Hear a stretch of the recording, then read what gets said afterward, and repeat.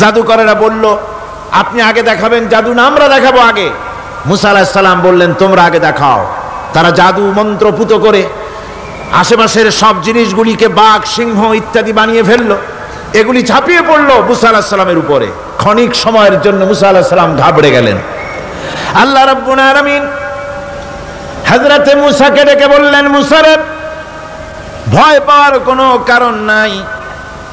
প্রতিষ্ঠিত একটি সরকারের বিরুদ্ধে তোমাকে নামায় দিয়া ময়দানে তোমাকে আমি একা ছেড়ে দেই নাই। আমি আল্লাহ রাব্বুল আলামিন তোমার সাথে আছি। হাতের লাঠি ছেড়ে দাও। মুসা আলাইহিস সালাম লাঠি ছেড়ে দিলেন। লাঠি সাপ হয়ে গেল, হা করলো। জাদুকরদের তৈরি করা সমস্ত বাঘ, সিংহ, সাপ মুসা আলাইহিস সালামের লাঠি মার্কা সাপের পেটের মধ্যে গিয়া ঢুকলো। জাদুকরেরা মনে করলো আমরা যা দেখালাম তা তো জাদু। নিঃসন্দেহে মুসা আলাইহিস সালাম যা দেখালেন তা নিঃসন্দেহে জাদু নয়, কারণ জাদু তো খেয়ে ফেলে দিয়েছে। কাজী জাদু যে জিনিসে খায় সেটা তো জাদু না, সেটা জাদুর বাবা অথবা দাদা। এটা ছিল মুসা আলাইহিস সালামের মুজিজা। হযরত দাউদ আলাইহিস সালামের মুজিজা ছিল, আল্লাহ রাব্বুল আলামিন তাকে মুজিজা দিয়েছিলেন, গলার সুন্দর আওয়াজ দিয়েছিলেন। তিনি যখন জাব্বুর শরীফ তেলাওয়াত করতেন, উড়ন্ত পাখিরা ওড়া বন্ধ করে চতুর্দিকে বসে আল্লাহর কালাম শুনত। তিনি লোহা দিয়ে অস্ত্র তৈরি করতেন। অস্ত্র বানাবার সময় আগুন দিয়ে লোহা পোড়ায় অস্ত্র বানাতে হয়। দাউদ আলাইহিস সালামের তার প্রয়োজন ছিল না। তিনি যখন লোহা হাতির ভিতরে নিয়ে চাপ দিতেন, লোহা পানি হয়ে আঙ্গুলের ফাঁক দিয়ে গলে পড়ে যেত। এটা ছিল তার মুজিজা। হযরত সুলাইমান, আল্লাহ রাব্বুল আলামিন তাকে মুজিজা দান করলেন। কোরআনে কারীমের ভিতরে রব্বুল আলামিন বলেন, হযরত সুলাইমান আলাইহিস সালাম সকাল বেলায় বিনা মেশিনে, বিনা ইঞ্জিনে তক্তার উপরে বসে যেতেন। তক্তা 1 মাসের পথ অতিক্রম করত। আবার সন্ধ্যা বেলায় বসতেন, এই তক্তা আর 1 মাসের পথ অতিক্রম করে যেত। ঈসা আলাইহিস সালামের মুজিজা ছিল, জন্মান্ধের চোখের উপরে হাত বুলিয়ে দিতেন, সঙ্গে সঙ্গে চোখ ভালো হয়ে যেত। কুষ্ঠব্যাধিগ্রস্ত লোকের গায়ে হাত বুলাতেন, সঙ্গে সঙ্গে কুষ্ঠব্যাধি ভালো হয়ে যেত। এই হলো তাদের মুজিজা। পয়গম্বরেরা বিদায় হয়ে গেলেন, মুজিজা বিদায় হয়ে গেল। দাউদ আলাইহিস সালাম বিদায় হলেন, মুজিজার সাথে নিয়ে গেলেন। তার উম্মতেরা ওই লোহাগুলি আর কেউ গলাতে পারে নাই, আজও কেউ গলাতে পারে না হাত দিয়া চেপে ধরে। সুলাইমান আলাইহিস সালাম দুনিয়া থেকে বিদায় হয়ে গেছেন, মুজিজা নিয়ে কবরে চলে গেছেন। আজ আর তার অনুসারীরা অথবা দুনিয়ার কোন মানুষ বিনা ইঞ্জিনে তক্তায় বসে আর হাওয়ায় উঠতে পারবে না। মুসা আলাইহিস সালাম বিদায় হলেন, লাঠির মুজিজা চলে গেল। তার উম্মতেরা, তার অনুসারীরা কিয়ামত পর্যন্ত যদি 1000 চেষ্টা চালায়, লাঠিকে আর কোনোদিন সাপে পরিণত করতে পারবে না। ঈসা আলাইহিস সালাম, আল্লাহ রাব্বুল আলামিন তাকে উঠায় নিলেন, মুজিজা তিনি সাথে নিয়ে গেলেন। আজ তার কোটি কোটি, শত শত কোটি উম্মতেরা, দুনিয়া যারা তার উম্মত দাবি করে, খ্রিস্টানেরা, হাজারো যদি চেষ্টা চালায় তবুও জন্মান্ধের চোখের উপরে হাত বুলিয়ে চোখ আর ভালো করতে পারবে না। কুষ্ঠব্যাধিগ্রস্ত লোকের গায়ে হাত বুলিয়ে কুষ্ঠব্যাধি ভালো করতে পারবে না। তার মানে হলো নবীরা যে যা যত মুজিজা পেয়েছিলেন, জীবদ্দশায় মুজিজা কাজে লেগেছে, দুনিয়া থেকে বিদায় হয়েছেন, মুজিজার সাথে নিয়ে গেছেন। কিন্তু আপনার আমার নবী, বিশ্ব নবী জনাব মুহাম্মদ রাসূলুল্লাহ সাল্লাল্লাহু আলাইহি ওয়াসাল্লামের কাছে আল্লাহ রাব্বুল আলামিন তাকে যত মুজিজা দিয়েছিলেন, 3000-এর উপরে আল্লাহর নবীর মুজিজা ঘটেছিল 23 বছরের নবুয়তের জীবনে। তার মধ্যে শ্রেষ্ঠ মুজিজা হতেছে কোরআন মাজিদ। আল্লাহর নবী বিদায় হয়ে গেলেন, মুজিজা সাথে নিয়ে যান নাই, মুজিজা রেখে গেলেন দুনিয়ায়। কিয়ামত পর্যন্ত দুনিয়াবাসী, নবীর উম্মতেরা কোরআনের মুজিজা ব্যবহার করতে পারবে। এই কোরআনে কারীম রাসূল করিম সাল্লাল্লাহু আলাইহি সাল্লামের জীবনের শ্রেষ্ঠ মুজিজা।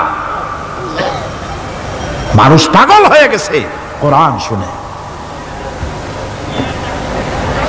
সুতরাং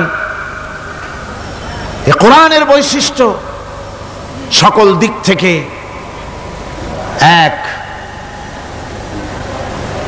অপূর্ব একটি কিতাবে পরিণত করেছে, যা মানুষকে চিরকাল বিস্ময় হতবাক করে দিয়েছে। কোরআনের আরেকটি বৈশিষ্ট্য হচ্ছে এই কোরআন এক সময় নাজিল হয় নাই। 30 পারা কোরআন শরীফ একসাথে নাজিল হয়েছে না, কোরআন নাজিল হয়েছে আস্তে আস্তে ধীরে ধীরে। কত বছর লাগলো? 23 বছরেরও কিছু বেশি সময় ধরে কোরআন ধীরে ধীরে রাসূল করিম সাল্লাল্লাহু আলাইহি সাল্লামের কাছে অবতীর্ণ হয়েছে। এমনটি আর কোনো কিতাব হয়নি, যা আর কোনো ধর্মগ্রন্থ যারা অন্যরা দাবি করে এরকম হয়নি। কোরআনে কারীমের আরেকটি বৈশিষ্ট্য হচ্ছে, যখন কাগজ ছিল না, ছাপাখানা ছিল না, এমনকি টেপ রেকর্ডার ছিল না, তখনকার নাজিলকৃত কিতাব যেভাবে নাজিল হয়েছিল সেইভাবে আজ পর্যন্ত অবিকল টিকে আছে, টিকে থাকবে ইলা ইয়াউমিল কিয়ামা। কিয়ামত পর্যন্ত কোরআনে কারীমের এই অকৃত্রিম অবিকৃত অবস্থায় কোরআনে কারীমের এই শান, এই বরকত টিকে থাকবে। এই জন্য কোরআন শরীফ হচ্ছে এই পৃথিবীর মহাবিশ্বের মহাবিস্ময়। কোরআন হচ্ছে পৃথিবীর মহাবিশ্বের মহাবিস্ময়। এর মর্যাদা সম্পর্কে রাসূল করিম সাল্লাল্লাহু আলাইহি ওয়াসাল্লাম বলেছেন, ওয়ান উসমান রাদিয়াল্লাহু তাআলা আনহু আন্নাহু قال قال رسول الله صلى الله عليه وسلم خيركم من تعلم القرآن وعلمه رواه البخاري। আল্লাহর নবী বলেন, তোমাদের মধ্যে সর্বোত্তম ব্যক্তি সেই, তোমাদের ভিতরে ভালো ব্যক্তি, উত্তম ব্যক্তি সেই যে ব্যক্তি নিজে কোরআন শেখে আর অন্যকে শেখায়। কোরআন যে শেখে আর অন্যকে যে শেখায় সেই ব্যক্তি হলো তোমাদের মধ্যে সর্বোত্তম ব্যক্তি, ভালো ব্যক্তি। সুবহানাল্লাহ পড়েন। কোরআনে কারীমের এই মর্যাদা সম্পর্কে রাসূল করিম সাল্লাল্লাহু আলাইহি সাল্লাম বলেছেন, দুই ব্যক্তিকে, দুই শ্রেণীর লোককে ঈর্ষা করা যায়। অমুকে বিরাট বাড়ি করেছে, সে বাড়ি থেকে হিংসা হয়, আমি ওরকম বাড়ি করব, অমুকের মতো নেতা হব, অমুকের মতো বড় লোক হতে হবে। পরশ্রী কাতরতা অথবা ঈর্ষা করা, এরকমের ঈর্ষা করা জায়েজ নাই। রাসূলুল্লাহ বলেছেন দুই ব্যক্তির সঙ্গে ঈর্ষা করা যায়। আন ইবনে উমর রাদিয়াল্লাহু তাআলা আনহু আন্নাহু قال قال رسول الله صلى الله عليه وسلم لا حسد الا على الاثنين। দুই ব্যক্তি ছাড়া অন্য কারো সাথে হিংসা করা যায় না, রিস্ক করা যায় না। কোন কোন ব্যক্তি? রাজুলুন আতাহুল্লাহুল কুরআন ফাহুয়া ইয়াকুমু বিহি আনা আল-লাইলি ওয়া আনা আন-নাহার। ওই ব্যক্তির সঙ্গে ঈর্ষা করা যায়, হিংসা করা যায় যে ব্যক্তিকে আল্লাহ পাক কোরআনের ইলম দান করেছেন, সে ব্যক্তি দিন রাত কোরআন তেলাওয়াত করে, কোরআনের উপরে আমল করে, কোরআনের উপরে থাকে, মানুষকে কোরআনের দাওয়াত দেয়। ওই লোকের সাথে ঈর্ষা করা দরকার যে তার মতো হতে চায়। ওয়ারাজুলুন আতাহুল্লাহু মালান ফাহুয়া ইউনফিকু মিনহু আনা আল-লাইলি ওয়া আনা আন-নাহার। মুত্তাফাকুন আলাইহি, বুখারী মুসলিমের হাদিস। রাসূলুল্লাহ বলছেন, অন্য আরেক ব্যক্তি হচ্ছে যে ব্যক্তিকে আল্লাহ পাক মাল দিয়েছেন, সম্পদ দিয়েছেন, ওই ব্যক্তি তার মাল আর সম্পদকে দিন রাত দুহাতে আল্লাহর রাস্তায় খরচ করে। তার মতো হওয়ার জন্য তার সাথে ঈর্ষা করা যেতে পারে। আমার বন্ধুগণ, এই কোরআন হচ্ছে এমন এক কিতাব যে কোরআনকে নিয়ে যারা অগ্রসর হয় আল্লাহ তাদেরকে বাড়ায় দেন, আর কোরআনের সাথে যারা হিংসা করে, বিদ্বেষ করে, আল্লাহ তাদেরকে অধঃপাতিত করে দেন। আন ওমর ইবনে আল-খাত্তাব রাদিয়াল্লাহু তাআলা আনহু قال قال رسول الله صلى الله عليه وسلم ان الله يرفع بهذا الكتاب اقواما ويضع به آخرين رواه মুসলিম। হযরত ওমর রাদিয়াল্লাহু তাআলা আনহু বলছেন যে আল্লাহ পাক এই কোরআনের সাহায্যে এক শ্রেণীর লোককে প্রতিষ্ঠিত করবেন দুনিয়ার বুকে, এবং আখিরাতেও আরেক শ্রেণীর লোককে করবেন অধঃপাতিত। যারা কোরআনের সাথে বিরোধিতা করবে, তারা যদি হিরো হয় আল্লাহ তাদেরকে জিরো বানাবেন। কি বানাবেন? জোরে কোন, জোরে কোন, কি বানাবেন? জিরো বানিয়ে দিবেন। আর কোরআনকে নিয়ে যারা আগ বাড়ে, তারা যদি জিরো হয় আল্লাহ পাক তাদেরকে কি বানায় দেন? কোরআনের সাথে বিরোধিতা আজকের নতুন কিছু নয়, আবহমান কাল থেকে কোরআনের সাথে চলছে বিরোধিতা। বিশ্বকবি, কবি সম্রাট আল্লামা ইকবাল, আল্লাহ তাকে জান্নাতুল ফেরদাউস নসিব করুন, সবাই বলুন আমিন। আল্লামা ইকবাল বলেছেন, সতীজা কর রহা হ্যায় আসল সে তাইমরোজ,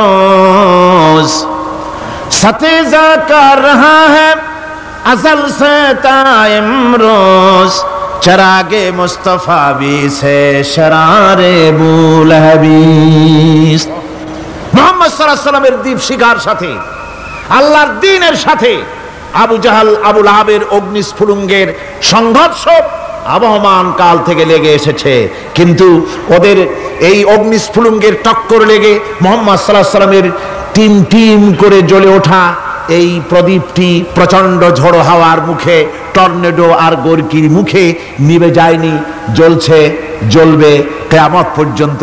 এটাকে নিভাবার ক্ষমতা বিশ্বের কোনো মানুষের নাই।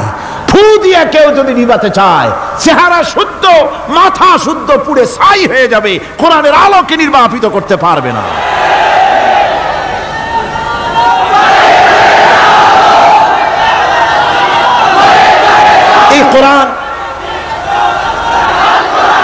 এই কোরআন যার সিনার ভিতরে থাকে, যার সিনার মধ্যে থাকে সে হয় সমৃদ্ধ, আর যার সিনার মধ্যে থাকে না সে হয় সবচাইতে ফকির আর এতিম।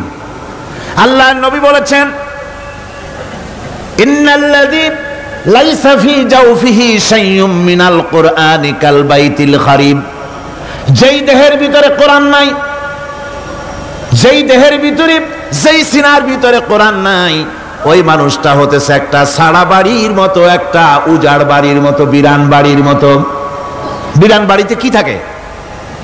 সাড়া বাড়িতে কি থাকে? কি কয়? না না, ভূত কিসের? খামোখাই ভয় পান আপনারা। ভূত বলে কিছু নাই। হ্যাঁ, শয়তান থাকে, জিন থাকে, তারপরে ওর মধ্যে আর কি থাকে? উতুম পেঁচা থাকে, ইঁদুর থাকে, তেলাপোকা থাকে, উই পোকা থাকে, বাঁদর থাকে, উল্লুক থাকে, সাপ থাকে। রাসূলুল্লাহর কথা দেখেন, কি সুন্দর কথা, সুবহানাল্লাহ সুবহানাল্লাহ। যে দেহের ভিতরে কোরআন নাই, সারা বাড়িতে যা থাকে, পুরো বাড়িতে যা থাকে, বিরান বাড়িতে যা থাকে, যে দেহে কোরআন নাই সেই দেহের মধ্যে তাই থাকে। আজ দেখুন বাংলাদেশের শিক্ষাঙ্গনে, কলেজ ইউনিভার্সিটিগুলিতে কোরআন পড়ানো হয় না, বলেন ঠিক কিনা? আমাদের বিশ্ববিদ্যালয়গুলিতে কোরআন পড়ানো হয়, তাফসীর পড়ানো হয়, হাদিস পড়ানো হয়, হয় না। হাদিস কোরআন আল্লাহর কালাম পড়ানো হয় না বলে অবস্থা কি হয়েছে? হাদিস থেকে মিলায় নেন, ইন্নাল্লাযী লাইসা ফী জাওফিহি শাইউম মিনাল কুরআনি কাল বাইতিল খারিব। কোরআন নাই তো সারা বাড়ি, কোরআন নাই তো কি আছে? যে ঘরের মধ্যে মানুষ নাই, উল্লুক থাকে, ভাল্লুক থাকে, শয়তান থাকে, তেলাপোকা থাকে, সারপোকা থাকে, হিংস্র প্রাণী ভরপুর থাকে। যে শিক্ষা প্রতিষ্ঠানে কোরআন পড়ানো হয় না, সেখানেও সন্ত্রাসীরা বাস করতে পারে, ভালো মানুষ টিকতে পারে না।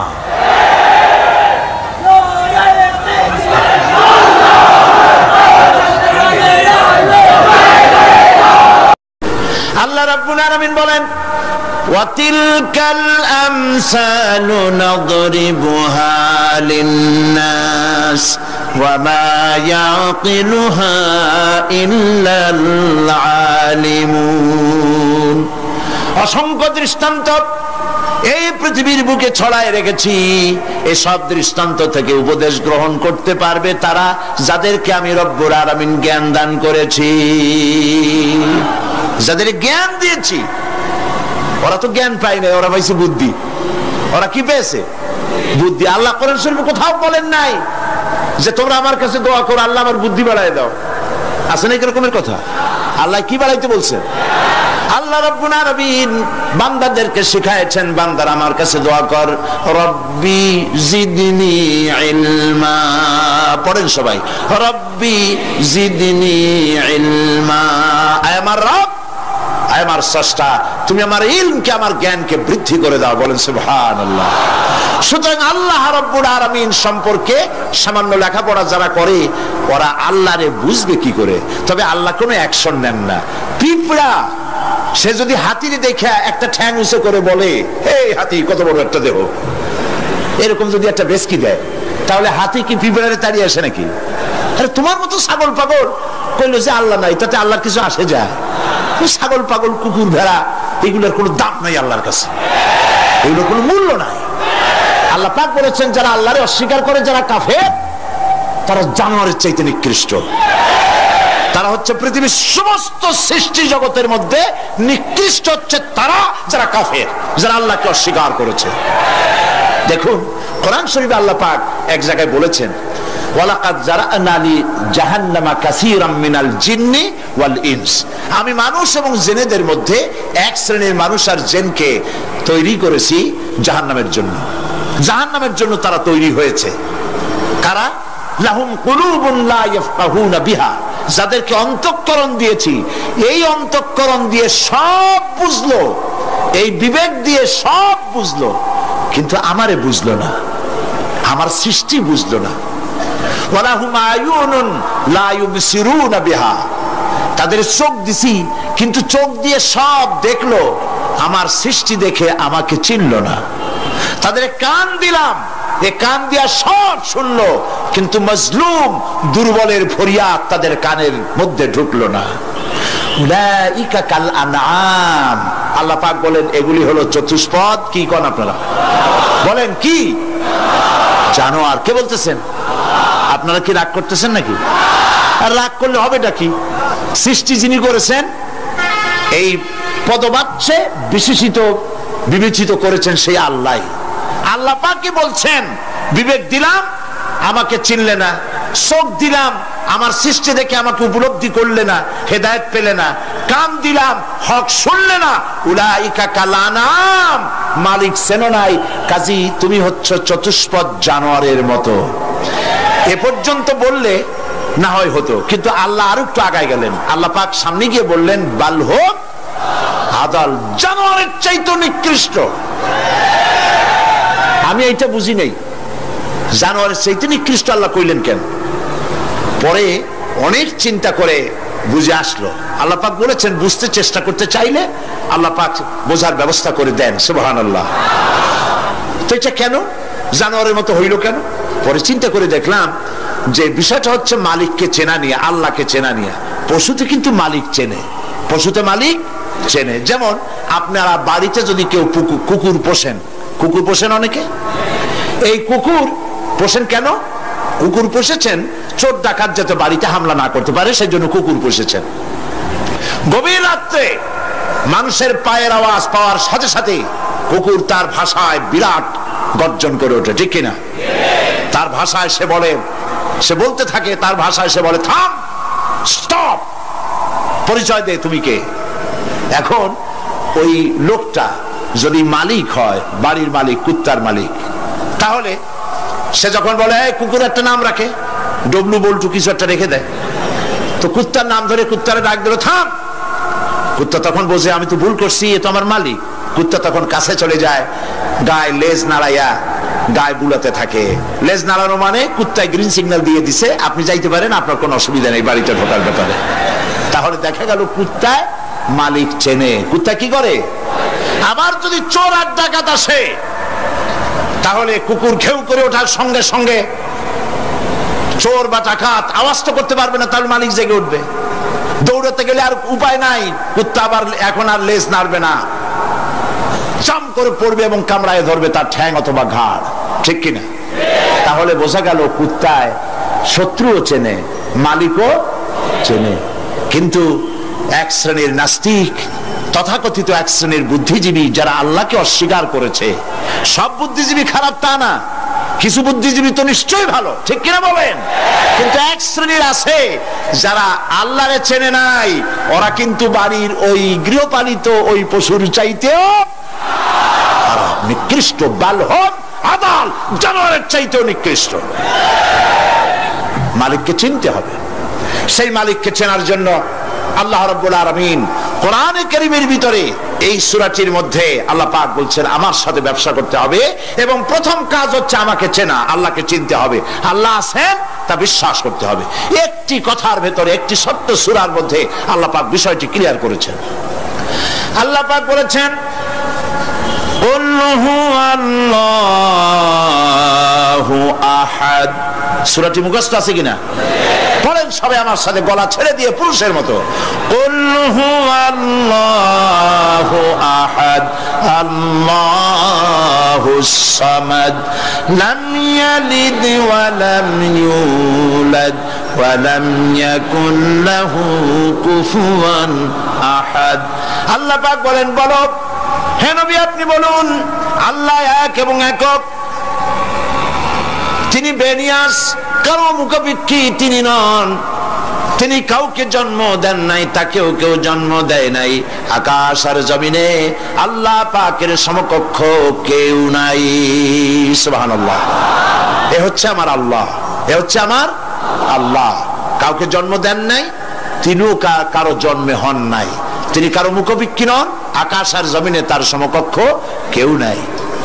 সুতরাং এই হচ্ছে আল্লাহ পাক, তার জাতকে, তার অস্তিত্বকে মানতে হবে, স্বীকার করতে হবে। এটা গেল এক নম্বর। দুই নম্বরের কথা হচ্ছে, যেহেতু ইমানের উপরে আমি ব্যাপক কথা আলোচনা করতে চাই ইনশাআল্লাহ, সেই জন্য খুব বেশি ব্যাখ্যা দিচ্ছি না। দুই নম্বরে হচ্ছে, আমি বলছিলাম কয়টা শর্ত? চারটে। এক নম্বর কি? আল্লাহর অস্তিত্ব। দুই নম্বরে হচ্ছে আল্লাহর গুণাবলী, গুণাবলীকে স্বীকার করা। পানিকে বিশ্বাস করতে হবে, পানি ডুবাই দিতে পারে, ভিজাইতে পারে, পানির এই ধর্ম সহকারে, এই শক্তি সহকারে পানিকে বিশ্বাস করতে হবে। পয়জনকে বিশ্বাস করতে হবে, তাকে পান করলে আমি মরে যেতে পারি, সাপে দংশন করলে মরে যেতে পারি, সাপকে এভাবে বিশ্বাস করতে হবে। বাঘকে বিশ্বাস করতে পারে, হতে হবে যে সে যে কোনো মুহূর্তে আমাকে হামলা করতে পারে। প্রত্যেক জিনিসের শক্তি সহকারে, আগুন সে জ্বালাতে পারে, পোড়াতে পারে, এই শক্তি সহকারে বিশ্বাস করতে হবে। আল্লাহরে বিশ্বাস করবেন কিভাবে? আল্লাহর গুণাবলী সহকারে। বলেন, আল্লাহকে বিশ্বাস করবেন কিভাবে? তার গুণাবলী সহকারে বিশ্বাস করতে হবে। শুধু যদি বলেন আল্লাহরে বিশ্বাস করি, হবে না। আল্লাহর গুণ সহকারে বিশ্বাস করতে হবে।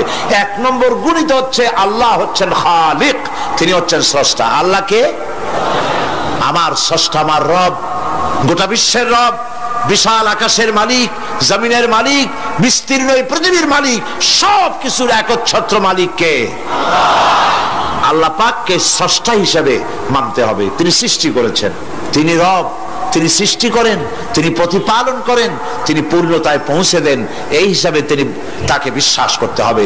গোটা সৃষ্টিকে প্রতিপালন করার জন্য পানি দরকার। এই পানির বন্দোবস্ত কে করেছেন? বলেন, কে করেছেন?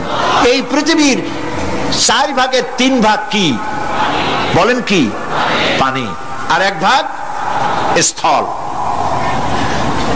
এই অতিরিক্ত পানি যে আল্লাহ বানালেন, 3 ভাগ পানি 1 ভাগ স্থল, এ পানি কি খামোখা বানিয়েছেন?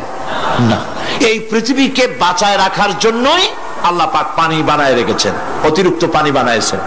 আবার ওই পানি সব জায়গায় পৌঁছতে পারবে না বলে আল্লাহ বিরাট জলাধার বানিয়েছেন, সমুদ্র, মহাসমুদ্র, বিরাট বিরাট দরিয়া। এতে পানি সব জায়গায় পৌঁছবে না বলে আল্লাহ পাক আবার খাল বানিয়েছেন, নদী বানিয়েছেন, বিল বানিয়েছেন, হাওড় বানিয়েছেন। মাটির পরতে পরতে আল্লাহ পাক পানি রেখে দিয়েছেন। সুবহানাল্লাহ। তারপরে এতেও হবে না, সেই জন্য আল্লাহ পাক আবার সমুদ্র থেকে পানিগুলি তুলে মেঘমালায় পরিণত করে বৃষ্টির আকারে ফোঁটা ফোঁটা পানি দিয়ে কোথায় কোথায় শুকনা একটা বালুকণা আছে তাকেও খুঁজে বার করে পানি দিয়ে আল্লাহ পাক সিক্ত করে দেন, ভিজায় দেন। হচ্ছে আল্লাহ। তার এই প্রতিপালনের শক্তি সহকারে, গুণ সহকারে তাকে বিশ্বাস করতে হবে। সবকিছুর স্রষ্টা তিনি, মালিক তিনি। ওই আল্লাহ রাব্বুল আলামিন, তার গুণাবলী সহকারে বিশ্বাস করতে হবে। তার গুণ হচ্ছে তিনি খালিক, তিনি মালিক, তিনি রাজ্জাক। সকলের খাবার তিনি পৌঁছান, কারো খাবার তিনি, পৃথিবীতে যত প্রাণী তৈরি করেছেন সকলের খাবারও তিনি তৈরি করে দিয়েছেন। আল্লাহ পাক বলেছেন, ওয়া মা মিন দাব্বাতিন ফিল আরদি ইল্লা আলাল্লাহি রিজকুহা। পৃথিবীর ভিতরে এমন কোন প্রাণী নাই, এমন কোন জীব নাই যার রিস্কের দায়িত্ব আমি আল্লাহ গ্রহণ করি নাই। সুবহানাল্লাহ। সকল প্রাণী জগতের খাবার কে তৈরি করেছেন? খাবার পৌঁছায়ছেন কে? একটা দৃষ্টান্ত দেই, যেহেতু আজকে এই বিষয় আমি বলবো না, একটা দৃষ্টান্ত দেই বোঝার জন্য। আপনারা মুরগির ডিম দেখছেন নিশ্চয়ই, অন্যান্য পাখির ডিমও দেখেছেন। এই ডিমের ভিতর থেকে বাচ্চা হয় ডিমের কোন অংশ দিয়ে? ভেতরের কুসুমটা দিয়েই কি হয় বলেন? বাচ্চা হয়। বাচ্চা যখন ডিমের ভিতরে হলো তখন তার প্রাণ আসছে, এই প্রাণ আসার পর প্রাণ আসার সাথে সাথে বাচ্চার ক্ষুধার উদ্রেক হয়েছে, খাবেটা কি? ডিমের ভিতরে খাবার পৌঁছতে গেলে ডিম তো ফেটেই যাবে, বাচ্চা মরে যাবে। এখন খাবারটা দুনিয়ার কোন বিজ্ঞানী ডিমের পেটের মধ্যে, ডিমের মধ্যে বাচ্চাকে খাবার পৌঁছতে পারবে কি? তাহলে ওই ডিমের মধ্যে বাচ্চাটাকে খাবার কে দেন? কিভাবে দেন দেখছেন আপনারা? কুসুমের বাইরে যে সাদা অংশটা থাকে এটা হচ্ছে প্রোটিন, এটা হচ্ছে খাদ্য। যতদিন এই বাচ্চাটা কুসুমের ভিতর থেকে বাচ্চায় পরিণত হয়ে যতদিন ডিমের মধ্যে থাকা লাগবে, 18 দিন বা 19 দিন যতদিন থাকা লাগবে, ততদিনের খাদ্য ওর চতুর্পাশে রেখে দেওয়া হয়েছে। সবটুকুন খেয়ে খেয়ে যেদিন তার সবটা সাদা অংশ খাওয়া হয়ে গেল, তখন ঠোঁট দিয়ে পাতলা পর্দাকে ফাটায় দিয়া পৃথিবীর মাঝে বেরিয়ে আসে। এই বাচ্চাটির খাবার কে দিয়েছে? আল্লাহ পাক। সমস্ত প্রাণীর খাদ্য তিনি পৌঁছে দিয়েছেন, কোন জিনিস তিনি বাকি রাখেন নাই। আল্লাহকে বিশ্বাস করতে হবে, তিনি রাজ্জাক, তিনি খালেক, তিনি রব, তিনি স্রষ্টা। এই আল্লাহ পাকের যে 99টি নাম আছে, সমস্ত নাম হচ্ছে গুণবাচক নাম। এই গুণবাচক নাম দিয়ে তার গুণ সহকারে তাকে বিশ্বাস করতে হবে। গেল 2 নম্বর। কয়টা বলেছিলাম শর্ত? 3 নম্বর হচ্ছে আল্লাহ পাকের ক্ষমতা। আল্লাহরে বিশ্বাস করবেন ক্ষমতা দিয়ে। কি দিয়ে বিশ্বাস করবেন? ক্ষমতা দিয়ে। কি ক্ষমতা? আল্লাহ রাব্বুল আলামিন তার ক্ষমতা হচ্ছে দিনকে রাত বানাতে পারেন, রাতকে দিন বানাতে পারেন, সাগরকে নগর বানাতে পারেন, নগরকে সাগর বানায় দিতে পারেন, পথের মানুষ ধরে, রাস্তার মানুষ ধরে প্রেসিডেন্ট বানায় দিতে পারেন, আবার প্রয়োজনে ফাঁসির মঞ্চে চড়াই দিতে পারেন। আল্লাহ রাব্বুল আলামিন জিন্দাকে মৃত্যু করেন, মৃত্যুকে জিন্দা করেন। সবকিছুর ক্ষমতা। ইন্নাল্লাহা আলা কুল্লি শাইইন কাদির। সমস্ত জিনিসের উপরে ক্ষমতা রাখেন কে? জোরে বলুন। সব জিনিসের উপরে প্রচন্ড ক্ষমতার মালিক। এই ক্ষমতা অ্যাপ্লাই করার জন্য আল্লাহ রাব্বুল আলামিনের কোনো বাটন টেপা লাগে না, সেনাবাহিনী ডাকার দরকার হয় না।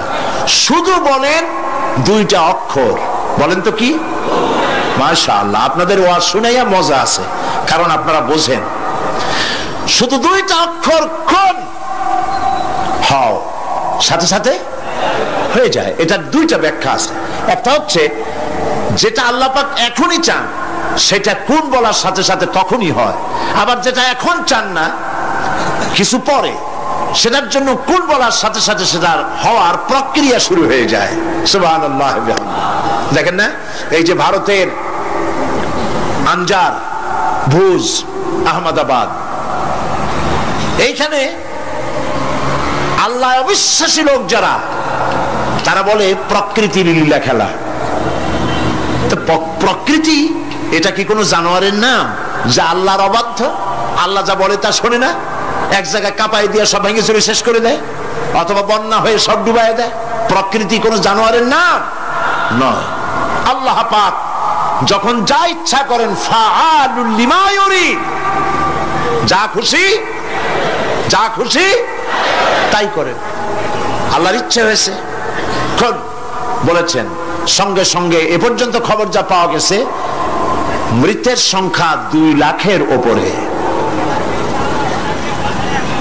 আল্লাহ পাক ইচ্ছে করলে সব জায়গায় এটা করে দিতে পারেন। আমি ভূমিকম্প কেমনে হয় আমি সেটা দেখেছি।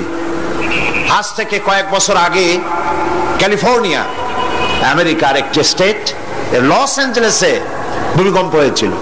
ওই দেশে রাস্তা আছে 2 তলা, 3 তলা, 4 তলা, ফ্লাইওভার গুলি 3 তলা 4 তলা পর্যন্ত। এই দৃশ্যটা ওয়াশিংটনের নাসা, যেখানে মহাশূন্য গবেষণাগারের কয়েকটা অফিস আছে, তার একটি অফিস আছে ওয়াশিংটনে। সেইখানে আমাকে নেওয়া হলো এবং আমি দেখলাম বিরাট স্ক্রিন, সেই পর্দায় দেখানো হলো ভূমিকম্পের দৃশ্য।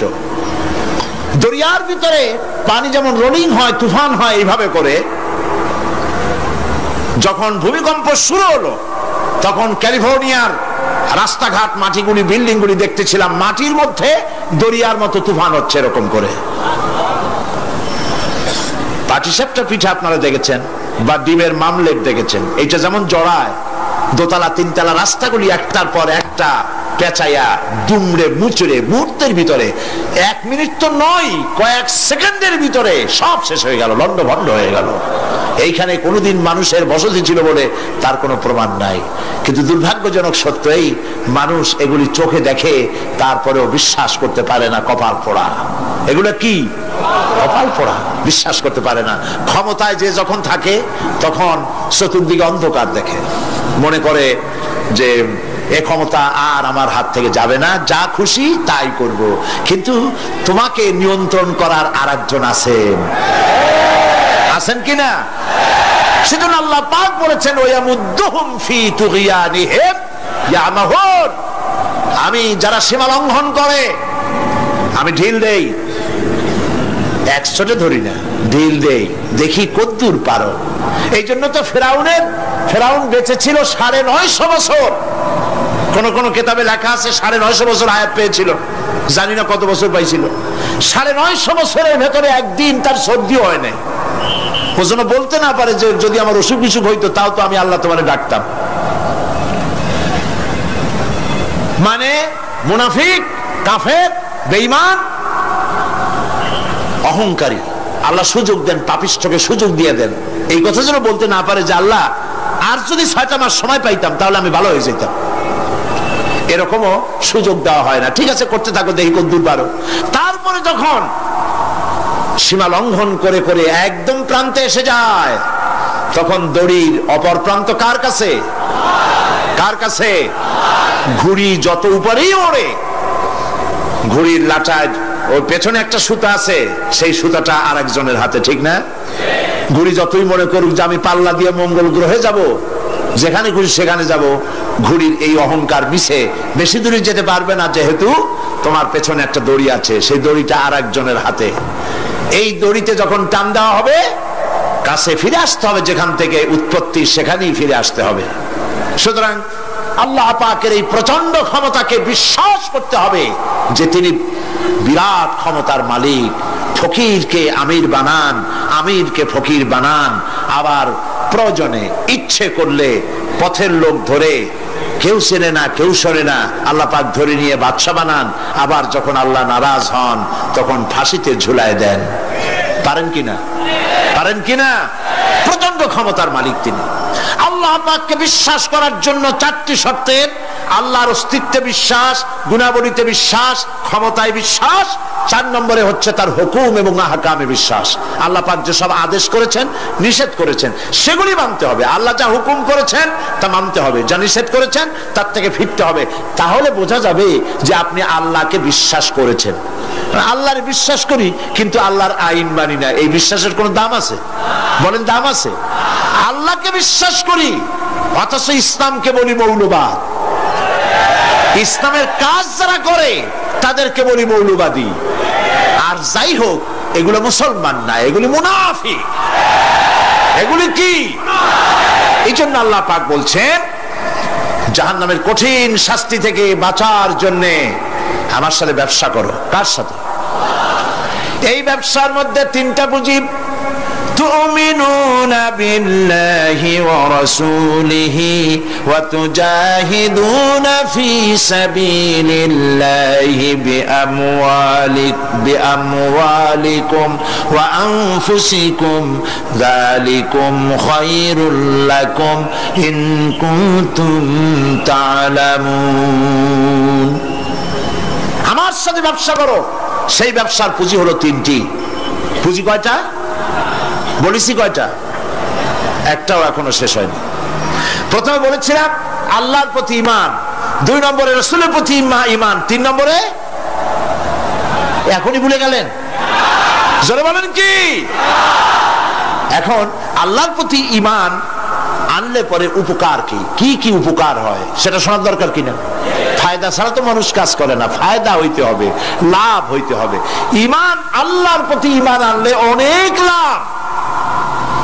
তার মধ্যে কয়েকটা লাভের কথা আজকে আমি বলবো ইনশাআল্লাহ। বলেন ইনশাআল্লাহ। বলবো কিনা? কয়েকটা লাভের কথা বলি, আমি আশা করি ফায়দা হবে ইনশাআল্লাহ। বলি ইনশাআল্লাহ। 1 নম্বরের ফায়দা, আল্লাহর উপর ঈমান আনলে মুখস্থ করেন, কাগজ কলম থাকলে লিখে নেন, আর না হয় মনে মনে মনে রেখে দেন, মেমোরিতে ধরে রাখেন। আল্লাহর উপরে ঈমান আনার এক নম্বরের লাভ হচ্ছে আত্মমর্যাদার সৃষ্টি হয়। যারা আল্লাহর উপর ঈমান আনে তাদের আত্মমর্যাদার সৃষ্টি হয়, পার্সোনালিটি, শখসিয়ত তৈরি হয়। এমন শখসিয়ত হয়, শখসিয়ত মানে কি? পার্সোনালিটি। পার্সোনালিটি মানে কি? ব্যক্তিত্ব। ব্যক্তিত্ব তৈরি হয়। সে কোনো পাগল শ্রেণীর লোক হয় না, তার চলায়, তার বলায়, তার ওঠায় ব্যক্তিত্বের ছাপ ফুটে ওঠে। এই ব্যক্তিত্বের পরিস্ফুটনের কথা বিশ্বকবি বলেছেন। কে বিশ্বকবি? আল্লামা ইকবাল রহমতুল্লাহ আলাইহি। আল্লামা ইকবাল রহমতুল্লাহ আলাইহি তিনি বলছেন, খুদি কো কর ইতনা বুলন্দ, खुदी को कर इतना बुलंद कि हर तकदीर लिखने के पहले खुदा पूछे बंदे को बता तेरी रज़ा क्या है। নিজের ব্যক্তিত্বের পরিস্ফুটন এভাবে গড়ে তোলো, পার্সোনালিটি, শখসিয়ত এভাবে তৈরি করো যাতে আল্লাহ পাক তোমার তকদির লেখার সময় তোমারে জিজ্ঞেস করে, বান্দা তুই বল তোর তকদিরটা আমি কিভাবে লিখবো। সুবহানাল্লাহ বলেন। এটাই হচ্ছে ঈমানের প্রথম কথা। ঈমান জানে তার মধ্যে মর্যাদার সৃষ্টি হয়, সে কোনো কিছুকে ভয় পায় না, আত্মমর্যাদা আসে। কারণ ঈমান আনার আগে, খুব খেয়াল করুন, ঈমান আনার আগ পর্যন্ত সে ভয় করত সাপকে, তাই সাপকে পূজা করত। সে ভয় পেত পাথরকে, তাই পাথর পূজা করত। সে ভয় পেত সূর্যকে, তাই সূর্যকে পূজা করত। সে ভয় পেত পানিকে, তাই পানি পূজা করত। ভয় পেত আগুনকে, তাই আগুনকে পূজা করত। ভয় পেত বিরাট গাছ, ওইটারই পূজা করত। যেটা বড় ওইটারই পূজা করত। কিন্তু ওর জানা নাই এর থেকে বড় এগুলি সৃষ্টি, এর থেকে যিনি সৃষ্টি করেছেন, সৃষ্টির শক্তি বেশি না স্রষ্টার শক্তি বেশি? তো পাগলের মতো এগুলোর সামনে মাথা নত করো কেন? এই জন্যে ঈমান আনার আগে তার মধ্যে ব্যক্তিত্ব ছিল না। যেখানে যা দেখেছে মাথা নত করেছে, পূজা করেছে, অর্চনা করেছে। কিন্তু কোরআন তাকে শোনায়ছে, ইন্নাল্লাযীনা তাদউনা মিন দুনিল্লাহি ইবাদুন আমসালুকুম। আল্লাহ পাক বলেন, আমাকে বাদ দিয়ে এরা যেই সব জিনিসের পূজা করে, মাথা নত করে এবং ওদের কাছে শক্তি আছে বলে মনে করে, তোমাদের জেনে রাখা উচিত ওরা তোমার মতো আমার গোলাম। আল্লাহর প্রতি ঈমান আনায় মানুষ বিনয় এবং বিনম্র প্রকাশ করে, সে অহংকারী হতে পারে না। আল্লাহর উপরে যে ঈমান আনে সে অহংকারী হইতে পারে না, কারণ আল্লাহ বলে দিয়েছেন, ইয়া মাশারাল জিন্নি ওয়াল ইনস ইন ইসতাতা'তুম আন তানফুযু মিন আকতারিস সামাওয়াতি ওয়াল আরদ ফানফুযু লা তানফুযুনা ইল্লা বিসুলতান। যারা অহংকারী, যারা স্বৈরাচারী, যারা জালিম, আল্লাহ পাক তাদেরকে বলছেন, হে পৃথিবীর মানুষেরা, জেনেরা, যদি সম্ভব করতে পারো, আমার আইন ভালো লাগে না, আমার ইসলাম পছন্দ হয় না, আমার আলেম ভালো লাগে না, আমার কোরআন ভালো লাগে না, অবস্থা যদি এমনটি হয়, বেরিয়ে যাও, বেরিয়ে যাও।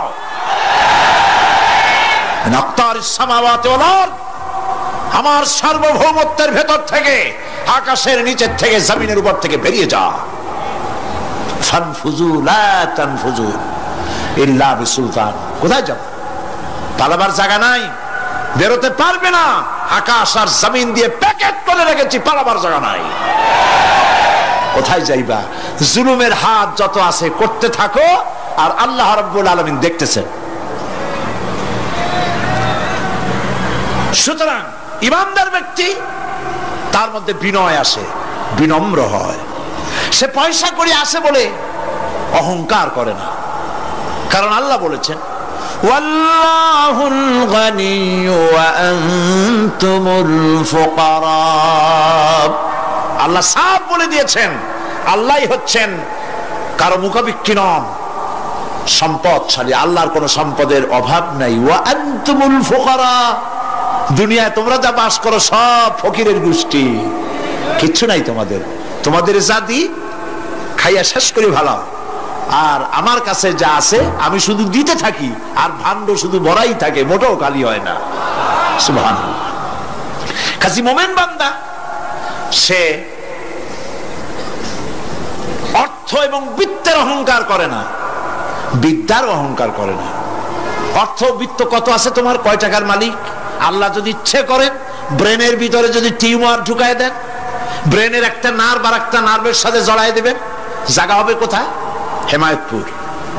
হেমায়তপুর কোথায়? কাছেই, পাবনা। সুতরাং আল্লাহ পাক ইচ্ছে করলে এটা করে দিতে পারেন, পারেন না? খুব করতে পারেন। হার্টের ভেতরে ক্যান্সার দিয়ে দিতে পারেন, 14 গোষ্ঠী বিক্রি করলো ডাক্তারের পয়সা হবে না, পারেন না আল্লাহ পাক? পারেন কিনা? পারেন। সেই জন্য যত বড় ধনী হোক, পয়সার মালিক হোক, আল্লাহর উপর ঈমান আনলে পরে যে গুণটা হয়, সে অহংকারী হয় না, বিনয়ী হয়। আল্লাহ রাব্বুল আলামিন কোরআনে কারীমের ভিতরে বলে দিয়েছেন, লিল্লাহি মা ফিস সামাওয়াতি ওয়া মা ফিল আরদ। যারা সামান্য একটু রাজত্ব পাইয়া ছোট্ট ছোট্ট একটা দেশের প্রেসিডেন্ট, প্রধানমন্ত্রী, কি হনুরে, এরকম একটা ভাব। আর্মি হাতে, বিডিআর হাতে, পুলিশ হাতে, যা খুশি তাই করি না। আল্লাহ পাক বলছেন, লিল্লাহি মা ফিস সামাওয়াতি ওয়া মা ফিল আরদ। আকাশ আর জমিনের একচ্ছত্র মালিকানা কার? চিল্লায় বলুন, আল্লাহ পাকের। সুতরাং তুমি মাতবাড়ি করে কদ্দূর পারবা? বেশি দূর যেতে পারবে না। গ্রামে গোয়াল আছে, গরু রাখে যে জায়গায়, ওই জায়গাটার নাম কি? গোয়াল। গভীর রাত্রে গরুর মালিক শুনতে পাচ্ছে গোয়াল ঘরে খুব শব্দ হচ্ছে। রাখালকে ডেকে বলছে, দেখতো কি কিসের শব্দ? কয় যে দেখে এসে জবাব দিচ্ছে যে গোয়ালে যে ষাটটার শিং মোটা, তার গুতার চোটে ওই গোয়ালের মধ্যে যত গরু আছে কেউ টিকতে পারতেছে না, খালি গুতাইতেছে সমানে।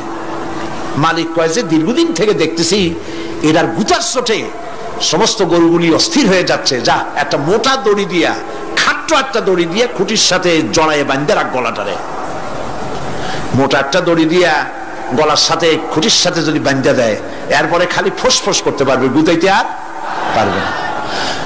ঠিক অনুরূপ ভাবে কোন জনপদ থেকে, কোন দেশ থেকে যখন দেশের মানুষেরা, যখন দেশের নিরস্ত্র মানুষেরা, গরিব মানুষেরা যখন আল্লাহর দরবারে গভীর রাত্রে ফরিয়াদ তোলে, আল্লাহ জুলুমে অত্যাচারে জর্জরিত হয়ে গেলাম, মার খেতে খেতে শেষ হয়ে গেলাম, অত্যাচারে অত্যাচারিত হচ্ছি, চিৎকার বাড়তে থাকে, আল্লাহ পাক তখন তার নজর দিয়ে দেখেন। আল্লাহ তো দেখতেই থাকেন সব সময়ের জন্য। আল্লাহ পাক কার কারণে এগুলি হচ্ছে, আল্লাহ পাক টের পান। শিং কারো কারো মোটা হয়েছে, আজরাইলকে পাঠায় দেন, যাও খাটো দড়ি দিয়ে বাঁধতে থো। খাটো দড়ি কোনটা বুঝছেন? 3 হাত। 3 হাত কবর কোনটা? খাটো দড়ি দিয়ে বাঁধতে থো। সুতরাং কত বড় বড় রাজা বাদশা ক্ষমতা এলো, মানুষের উপরে জুলুম করলো, আল্লাহ পাক তার ইন্তেকাম নিয়েছেন। সেই আল্লাহ এখন আর নাই, নাউজুবিল্লাহ। সে আল্লাহ আছেন কিনা? পূর্ণ শক্তিতে বহাল কিনা? হুয়াল হাইয়ুল কাইয়্যুম। এমন অবস্থা নয় যে বাংলাদেশে কি হচ্ছে আর আল্লাহ টের পাচ্ছেন না। কি বলেন? আল্লাহ রাব্বুল আলামিন বলেন, লা তাখুযুহু সিনাতুন ওয়ালা নাওম। ঘুম নাই, তন্দ্রা নাই। কার? ঘুমানো না, তন্দ্রাও যান না। তন্দ্রা কারে কয়? জি, ঝিমটি, জিমানি, যাই বলেন আপনারা বুঝে নিন। ওই যে বসে বসে এরকম করে, আল্লাহ ওরকমও করেন না। ঘুমো নাই, তন্দ্রাও নাই। হযরত মুসা আলাইহিস সালাম বলছিলেন যে আল্লাহ তুমি নাকি ঘুমাও না। মুসা আলাইহিস সালাম তো খুব আদরের নবী, আল্লাহ পাকের খুব আদরের নবী, দারুণ আদর। আল্লাহ পাক বলছেন মুসা আমি তোমারে আমার জন্য বানাইছি। সুবহানাল্লাহ। কোরআন শরীফে আছে আল্লাহ পাক বলছেন মুসা আমি তোমারে আমার জন্য বানাইছি। তোমাকে যখন তোমার মা দরিয়ায় ভাসায় দিয়েছিল আমি তোমার বাক্সর দিকে তাকাইছিলাম। সুবহানাল্লাহ। আল্লাহ যদি বলেন আমি তাকাইছিলাম, সুবহানাল্লাহ। তোমারে আমার জন্য বানাইছি। সুতরাং হযরত মূসা আলাইহিস সালাম তিনি বলছেন আল্লাহ পাককে খুব আদরের নবী তো, আল্লাহ তুমি নাকি ঘুমাও না? আল্লাহ কয় তুমি বিশ্বাস করো না? হযরত মূসা আলাইহিস সালাম বললেন আল্লাহ অবশ্যই বিশ্বাস করি, তবে বুঝি না বিষয়টা কি, বুঝি না কেমনে না ঘুমাই পারে, বুঝি না। আল্লাহ আচ্ছা ঠিক আছে, তুমি যখন বিশ্বাস করছো তখন আর অসুবিধা নেই, বিশ্বাস না করলে মুসিবত ছিল। পয়গম্বর মানুষ তাকে তো বলতেই হবে বিশ্বাস করি, তবে বুঝি না। আল্লাহ কয় ঠিক আছে বিশ্বাস যখন করো আমি বুঝাই দেবো, নিয়ে আসো এক গ্লাস পানি। এক গ্লাস পানি নিয়ে আসলে দাঁড়ায় থাকো। মূসা আলাইহিস সালামকে আল্লাহ বললেন পানি নিয়ে দাঁড়ায় থাকো, আর ঘুমের আল্লাহ করলেন মূসারে ধর। মূসা আলাইহিস সালামের ঘুম এসে গেল। ঘুমের আমেজে হাতটা শিথিল হয়ে গ্লাসটা পড়ে ভেঙে চুরমার হয়ে গেল। হযরতে মূসা আলাইহিস সালাম ভয় পেয়ে গেলেন। আল্লাহ পাক শোনায় দিলেন ভয়ের কোনো কারণ নাই, একটা পরীক্ষার জন্যই দিলাম, তোমার বোঝার জন্যই দিলাম। তুমি যেমন এক গ্লাস পানি নিয়ে একটা গ্লাস নিয়ে এক মুহূর্ত দাঁড়াতে পারলে না, ঘুম আসলো আর হাত থেকে পড়ে গ্লাসটা ভেঙে গেল। মুসারে তুমি বুঝে নাও, তুমি জেনে রাখো तमाम সৃষ্টি জগৎ তোমার আল্লাহ আল্লাহ রব্বুল আলামিনের হাতের মুঠার মধ্যে রয়েছে। আল্লাহ রব্বুল আলামিন যদি ঘুমায় যান এই পৃথিবীর আকাশ এবং জমিনের সব ট্রাফিক কন্ট্রোল আল্লাহ পাক নিজেই করেন। যদি তিনি ঘুমায় যান সব শেষ হয়ে যায়। বাংলাদেশে কি হচ্ছে, পৃথিবীর কোথায় কি হচ্ছে তা আল্লাহ দেখছেন না? চিল্লায় বলো দেখছেন না? সে আল্লাহ রাব্বুল আলামিন তিনি পরিষ্কার করে বলছেন যারা নাকি মুমিন বান্দা তারা অহংকারী হয় না, ক্ষমতায় থাকুক ক্ষমতায় না থাকুক কোন অবস্থাতেই অহংকারী হতে পারে না। আল্লাহ পাক শোনায় দিয়েছেন যারা অহংকার করে তাদেরকে পরিষ্কার করে বলেছেন ওয়ালা তামশি ফিল আরদি মারহান ইন্নাকা লান তাখরিকাল আরদা ওয়া লান তাবলুগাল জিবালা তুলা ওয়ালা তামশি ফিল আরদি মারহান। খবরদার আমার জমিনের উপরে অহংকারের পদে বড় হেঁটো না। দেখছেন না কত আছে অহংকার করে হাঁটে, জমিনের উপরে জুতা পায়ে দিয়ে মচ মচ করে হাঁটতে থাকে। ওয়ালা তামশি ফিল আরদি মারহা ইন্নাকা লান তাখরিকাল আরদা। তুমি কি তোমার পদাঘাত দিয়ে আমার জমিনটারে ভাটায় দিতে পারবা? বলেন পারবে? যদি শক্তি থাকে দাও লাথি, তোমার ঠ্যাং ভাঙবে, মাটির কিচ্ছু। ওয়ালান তাখরিকাল আরদা মা, তুমি আমার এই জমিনটাকে ধসাই দিতে পারবে না।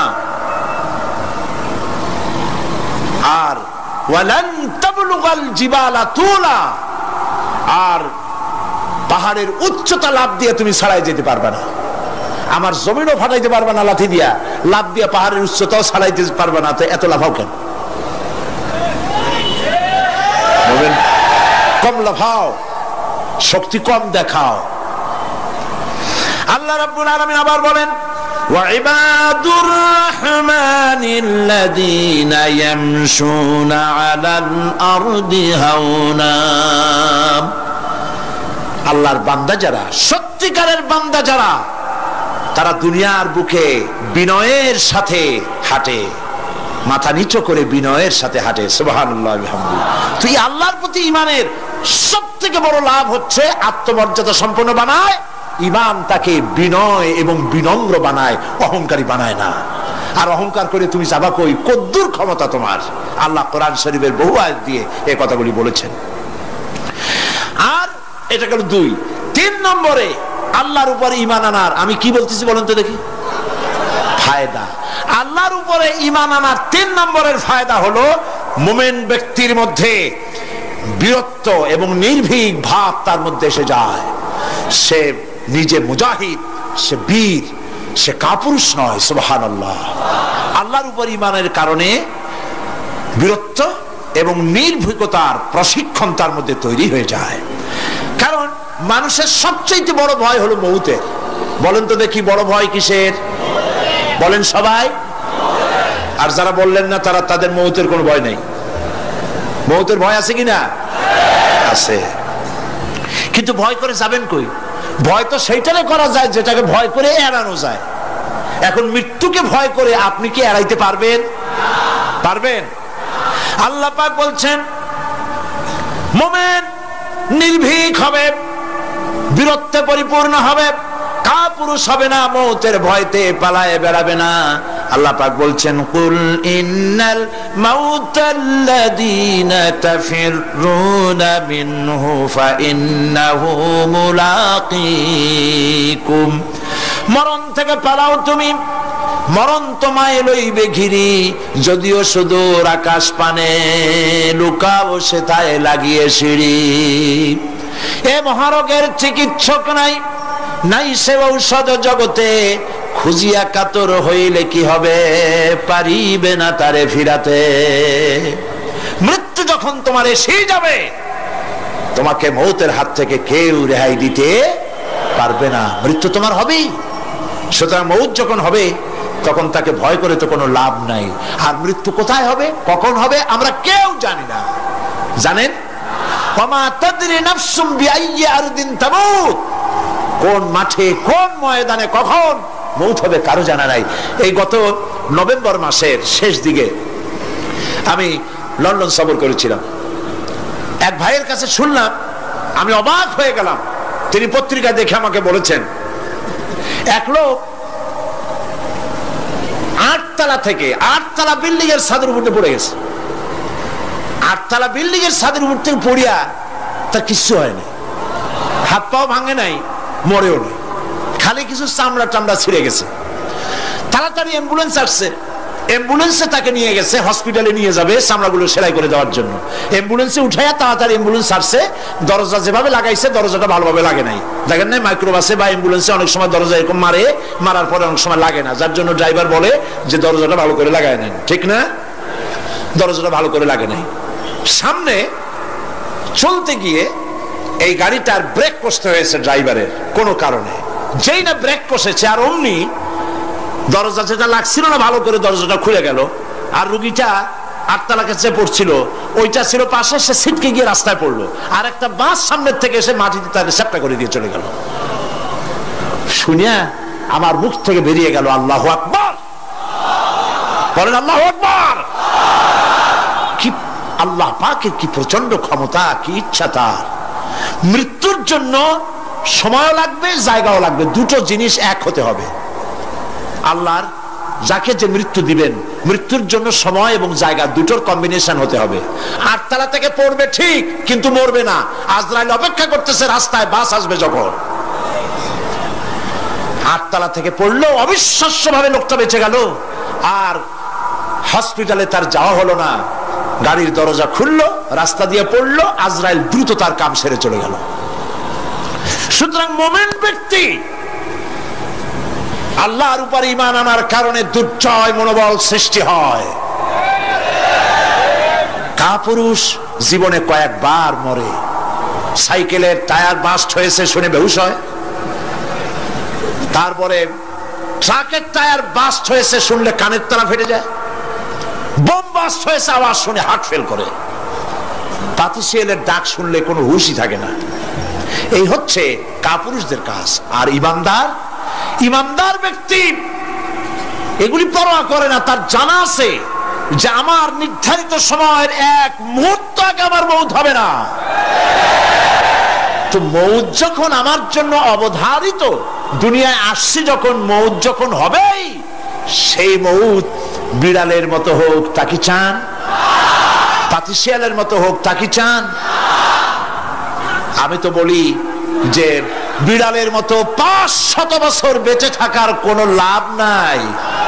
সিংহের মতো 5 মিনিট বাঁচুন, মির্জাফরের মতো 50 বছর বেঁচে থাকায় লাভ নাই, খালিদ বিন ওয়ালিদের মতো, সিরাজউদ্দৌলার মতো বেঁচে থাকুন।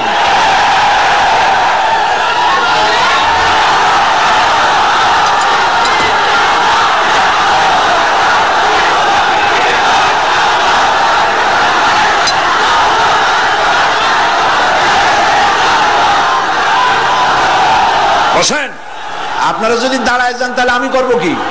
বসেন বসেন। সেই জন্য এই ক্ষণস্থায়ী জীবনকে কেন সেই অনন্ত সুখময় জীবনের জন্য উৎসর্গ করে দেব না, যা আল্লাহর কাছে পাওয়া যাবে কিয়ামতের দিন।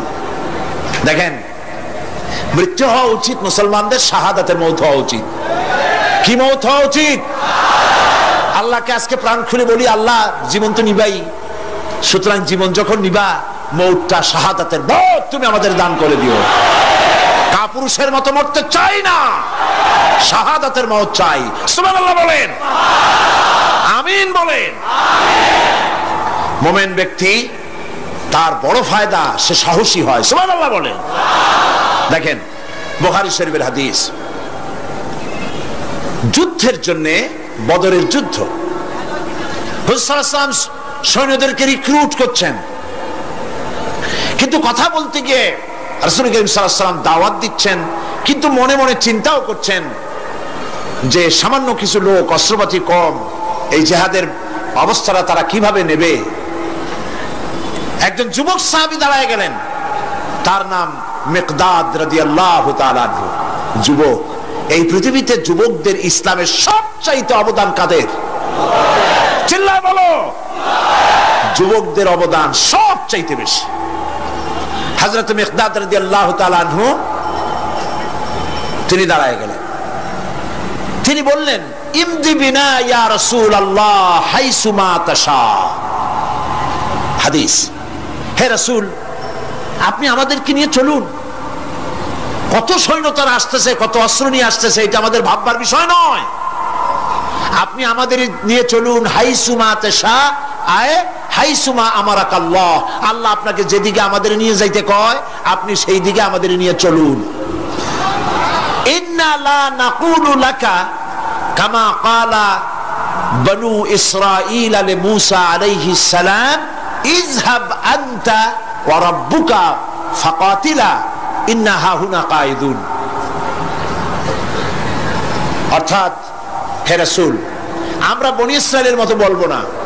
শোনেন, আমরা বনি ইসরাইলের মতো বলবো না যে মুসা, তুমি এবং তোমার আল্লাহ এই দুইজনে গিয়ে ফেরাউনের বিরুদ্ধে যুদ্ধ করো, আমরা যাবো না, আমরা এখানে বসে থাকবো। এই কথা আমরা বলবো না। আমরা মুসা আলাইহিস সালামের উম্মত নই, আমরা মুহাম্মদ সাল্লাল্লাহু আলাইহি ওয়াসাল্লামের উম্মত। বরং আমরা বলবো, বাল ইযহাব আনতা ওয়া রাব্বুকা ফাকাতিলা ইন্না মাকুমা মুকাতিলুন। বরং আমরা বলবো, আপনি চলুন, আমরা আপনার সাথে আল্লাহর হুকুম মাফিক লড়বো, জিহাদ করব, ততক্ষণ পর্যন্ত মা দামাত আইনুম মিন্না তাতাররাফ, যতক্ষণ পর্যন্ত আমাদের চোখের পাতা নড়তে থাকে, ততক্ষণ আপনার সাথে থেকে কাফেরের বিরুদ্ধে লড়াই করে যাব। জীবনের পরোয়া তারা করেন নাই, জীবনের পরোয়া করেননি। হুজুর সাল্লাল্লাহু আলাইহি ওয়াসাল্লাম দারুণ ভাবে খুশি হয়ে গেলেন। হুজুর হেজিটেট ফিল করছিলেন যে এই সামান্য কিছু লোক, অস্ত্র নাই, পাতি নাই, এতগুলি লোকের বিরুদ্ধে যুদ্ধ করতে যাবে। যুবকের মুখে এই কথা শুনে হুজুর দারুণ খুশি হলেন। আল্লাহর নবী বললেন, কুমু বিনা ইলা জান্নাতিন, জান্নাতুন আরদুহা কারদিস সামাওয়াতি ওয়াল আরদ। ও সাহাবীরা, তোমাদের মনোভাব যখন এই, তোমাদের মানসিকতা যখন এই, চলো আমার সাথে বেহেশতের দিকে, সেই জান্নাতের দিকে যেই জান্নাত আল্লাহর আকাশ আর জমিনের চাইতে অনেক প্রশস্ত। চলো আমার সাথে বেহেশতে, সুবহানাল্লাহ, চলো আমার সাথে জান্নাতে। ফাকামা উমাইর বিন হামাম ওয়া কানা ইয়াকুলু তামার। হযরত উমাইর নামক একজন যুবক দাঁড়ায় গেলেন এবং তিনি হাতে কতগুলি খরমা ছিল, সেই খরমাগুলি তিনি চিবোচ্ছিলেন। রাসূলুল্লাহর বক্তৃতা শুনতেছিলেন আর খরমা চাবাচ্ছিলেন। খরমা চাবান, বিচিগুলি ফেলে দেন, এভাবে করতেছেন, হাতে কতগুলো খরমা। হযরতে উমাইর বলছেন, ওয়াকালা বাহ বাহ, অর্থাৎ আয় আযামাহু আয় আহসানাহু, হে রাসূল আপনি কি সুন্দর কথা বললেন। আপনার সাথে লড়াই করতে যাব কাফেরদের বিরুদ্ধে, সেই লড়াই করলে এমন বেহেশত পাবো যে বেহেশত হবে আকাশ আর জমিনের চাইতেও প্রশস্ত। তাহলে ওয়াল্লাহি হাত্তা আকুলাহুন্না ইন্নাহা লাহায়াতুন তাবিলা, তাহলে আমার হাতে যে খোরমাগুলি আছে এই সমস্ত খোরমাগুলি খেতে গেলে কিন্তু অনেক সময় লেগে যাবে। এত সময় বেহেশতে যাওয়ার জন্য আমি তো তর সহ্য করতে পারবো না।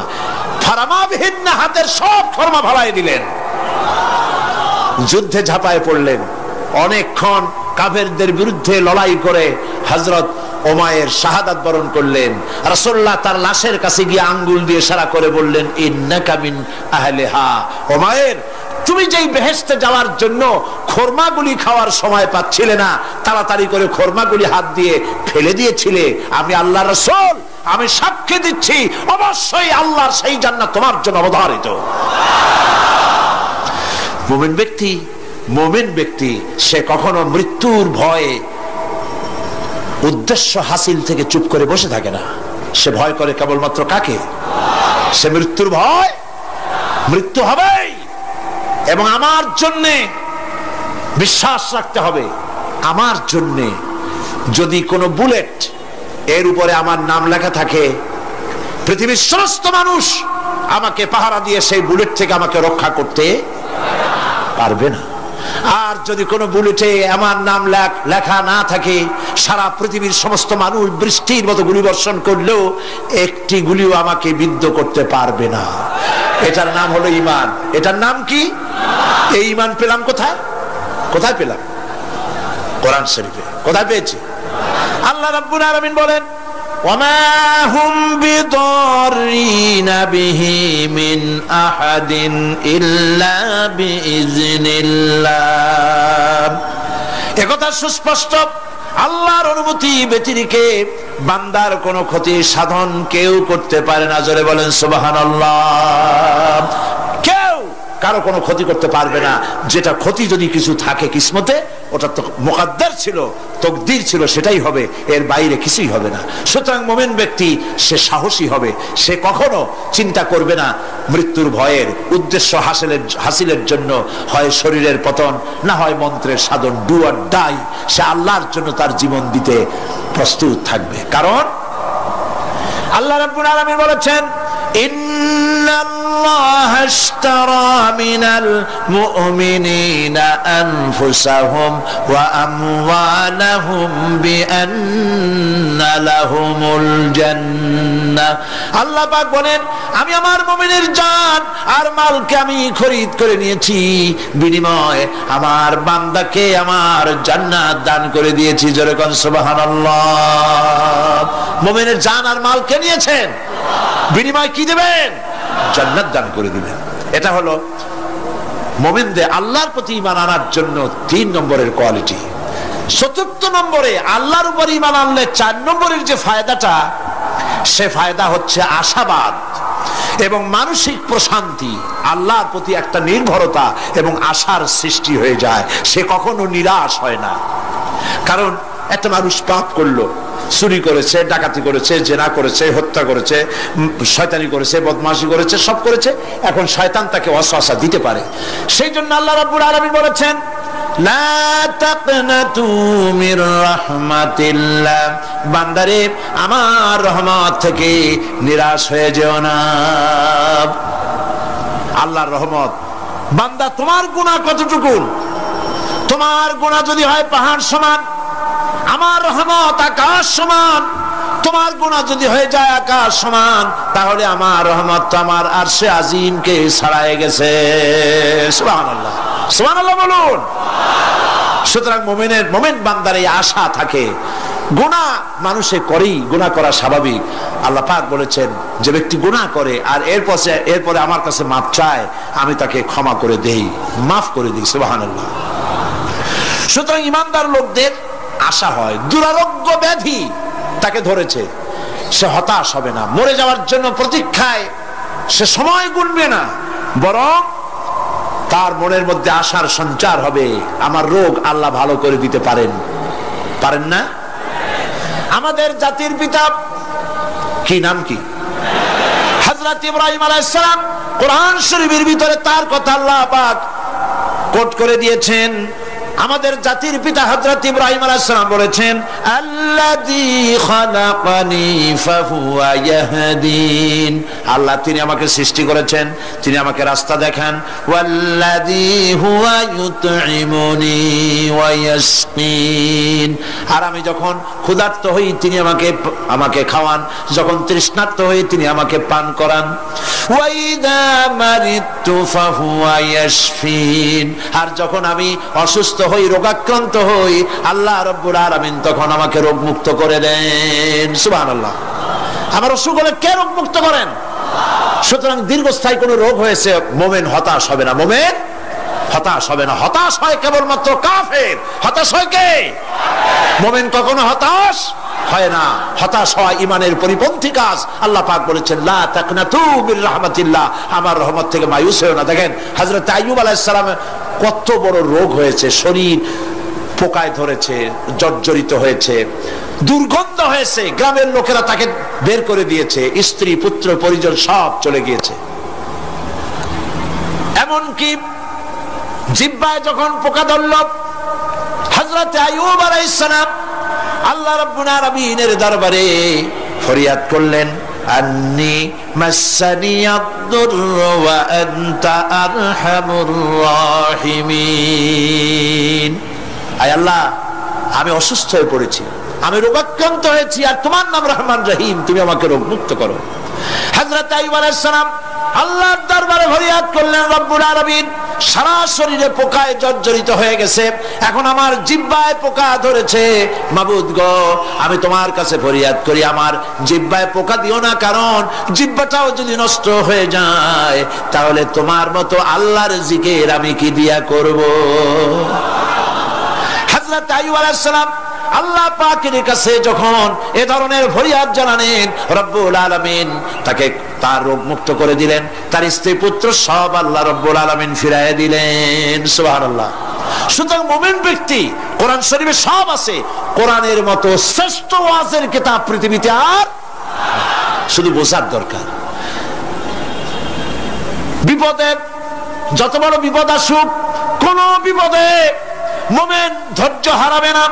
হযরত ইয়াকুব আলাইহিস সালামের ছেলে ইউসুফ আলাইহিস সালামকে যখন তিনি হারায় ফেললেন, তিনি অধৈর্য হয়ে গেছিলেন নাকি? অধৈর্য হন নাই।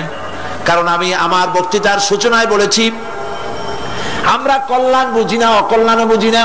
কোন বিপদ আসতে পরে আমরা হয়রান হয়ে যাই, কিন্তু বিপদের মধ্যে কল্যাণ আছে আমরা তা বুঝতে পারি না। কথা বুঝে আসছে?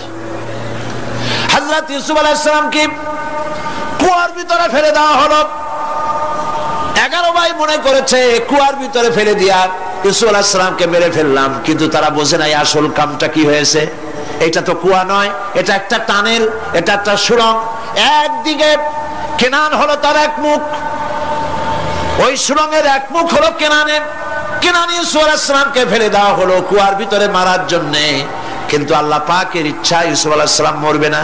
এই টানেলের অপর প্রান্ত মিশরের সিংহাসনের টানেলের এপার দিয়া ইউসুফ আলাইহিস সালামকে ঢুকালেন, অপর প্রান্তে মিশরের সিংহাসনে ইউসুফকে আল্লাহ বসাইয়া দিলেন। হযরত ইয়াকুব ছেলের জন্য অধৈর্য হলেন না। যখন তিনি খবর পেলেন ছেলে বাঘে খেয়ে ফেলেছে, তিনি তখন বলেছেন, ফাসাবরুন জামিলুন আসাল্লাহু আইয়াত আইয়াতিয়ানি বিহিম জামিআ ইন্নাহু হুয়াল আলিমুল হাকীম। ফাসাবরুন জামিল, আমি উত্তম ভাবে ধৈর্য ধারণ করলাম, এবং আমি বিশ্বাস করি আল্লাহ রাব্বুল আলামিন আমার হারানো সবকিছু আমাকে ফিরায় দিবেন। বহু বছর পর যখন হযরত ইউসুফ আলাইহিস সালাম প্রেসিডেন্ট হয়েছেন মিশরের, 11 ভাই গেল সেখানে সাহায্য আনার জন্য। সেই ঘটনা তো শোনাবো না, এমনি বলে যাচ্ছি। এরপরে তিনি তাদেরকে পরিচয় দিলেন, ওরা ভয় পেয়ে গেল। তিনি বললেন, ভয়ের কোনো কারণ নাই, লা তাসরিবা আলাইকুমুল ইয়াউম, আজকে আমি কোনো প্রতিশোধ তোমাদের নেব না। সুবহানাল্লাহ। এর নাম পয়গম্বর, এর নাম কি? আল্লাহর নবী। আমি আজকে কোনো প্রতিশোধ তোমাদের নেব না। তোমরা যাও। পিতার অবস্থা তিনি জানলেন, কাঁদতে কাঁদতে পিতার চোখ দুটো নষ্ট হয়ে গেছে, ইয়াকুব আলাইহিস সালাম। হযরত ইউসুফ আলাইহিস সালাম বললেন যাও। নিজের জামাটা খুললেন, গায়ের জামা খুলে বললেন, ভাইরা আমার এই জামা নিয়ে যাও, আর আমার আব্বার চোখের উপরে এই জামাটা রেখে দিও। ছেলেরা যখন হযরত ইউসুফ আলাইহিস সালামের জামা নিয়ে মিশর থেকে রওনা করেছে, গল্প নয়, উপন্যাস নয়, আল্লাহ পাক এই কোরআন শরীফের সূরা ইউসুফে বলেছেন, জামা নিয়ে মিশর থেকে রওনা করেছেন। কোথায় মিশর আর কোথায় কেনান? কেনানে বসে হযরত ইয়াকুব আলাইহিস সালাম বলছেন, তোমরা যদি আমাকে মতিভ্রম পাগল যদি মনে না করো, তাহলে একটা কথা বলি, আমার নাকে এখন আমি ইউসুফের গন্ধ পেতেছি। তোমরা যদি আমাকে মতিভ্রম না করো, তাহলে আমি বলি আমি কিন্তু ইউসুফের গন্ধ পেতেছি। সুবহানাল্লাহ। হযরত ইউসুফ আলাইহিস সালামের জামা এনে ভাইরা যখন হযরত ইউসুফের চোখের উপরে রেখে দিলেন, হযরত ইয়াকুবের দুটো চোখ সাথে সাথে আল্লাহ ভালো করে দিলেন। ফাসবরুন জামিল, ধৈর্য ধরো। ঈমানদার ব্যক্তি আশার উপরে তার জীবন বাঁচে, কারণ যত বড় বিপদ আসুক না কেন, আশ্রয় পাওয়ার একটা জায়গা আছে, তার নাম হলো আল্লাহ। নাম কি? বলেন আল্লাহ। সবাই বলেন আল্লাহ, আল্লাহ, আল্লাহ, আল্লাহ। হযরত ইউনূস আলাইহিস সালাম মাছটাকে গিলে ফেলে দিল, মাছটাকে গিলে মাটির অতল তলদেশে চলে গেছে। এত বড় বিপদ পৃথিবীর কোন মানুষের হতে পারে নাকি? বলেন, কি বলেন? মাছের পেটের ভিতরে জানালা নাই, দরজা নাই, বেরোবার কোনো পথ নাই, মাছ গেছে পানির অতল তলদেশ। আল্লাহ পাক কোরআন শরীফের ভিতরে মানুষকে শোনান, আল্লাহ ওয়াজ করছেন। সুবহানাল্লাহ বলেন। আল্লাহ পৃথিবীর মানুষকে ওয়াজ করছেন, দুনিয়ার মানুষকে শোনান। আমার ইউনূস তো ধৈর্য হারা হয় নাই। ওয়াযান্নুন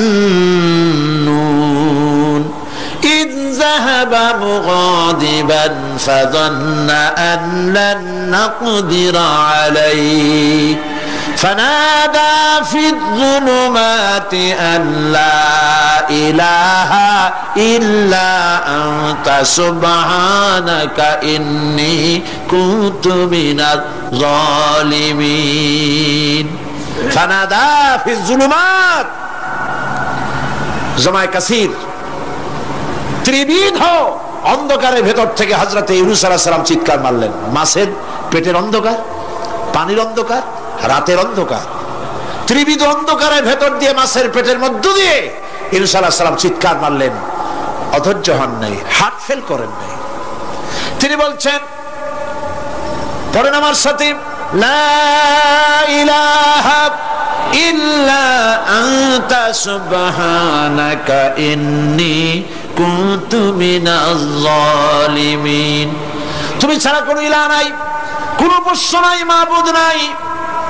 তোমার পবিত্রতা ঘোষণা করছি, আমি জালিমদের অন্তর্ভুক্ত হয়ে গেছি। ইউনূস আলাইহিস সালাম যখন কাঁদতেছিলেন, আল্লাহ রাব্বুল আলামিন সেই কান্না শুনেছিলেন কিনা? বলেন, শুনছিলেন কিনা? শুনতে পেয়েছিলেন কিনা?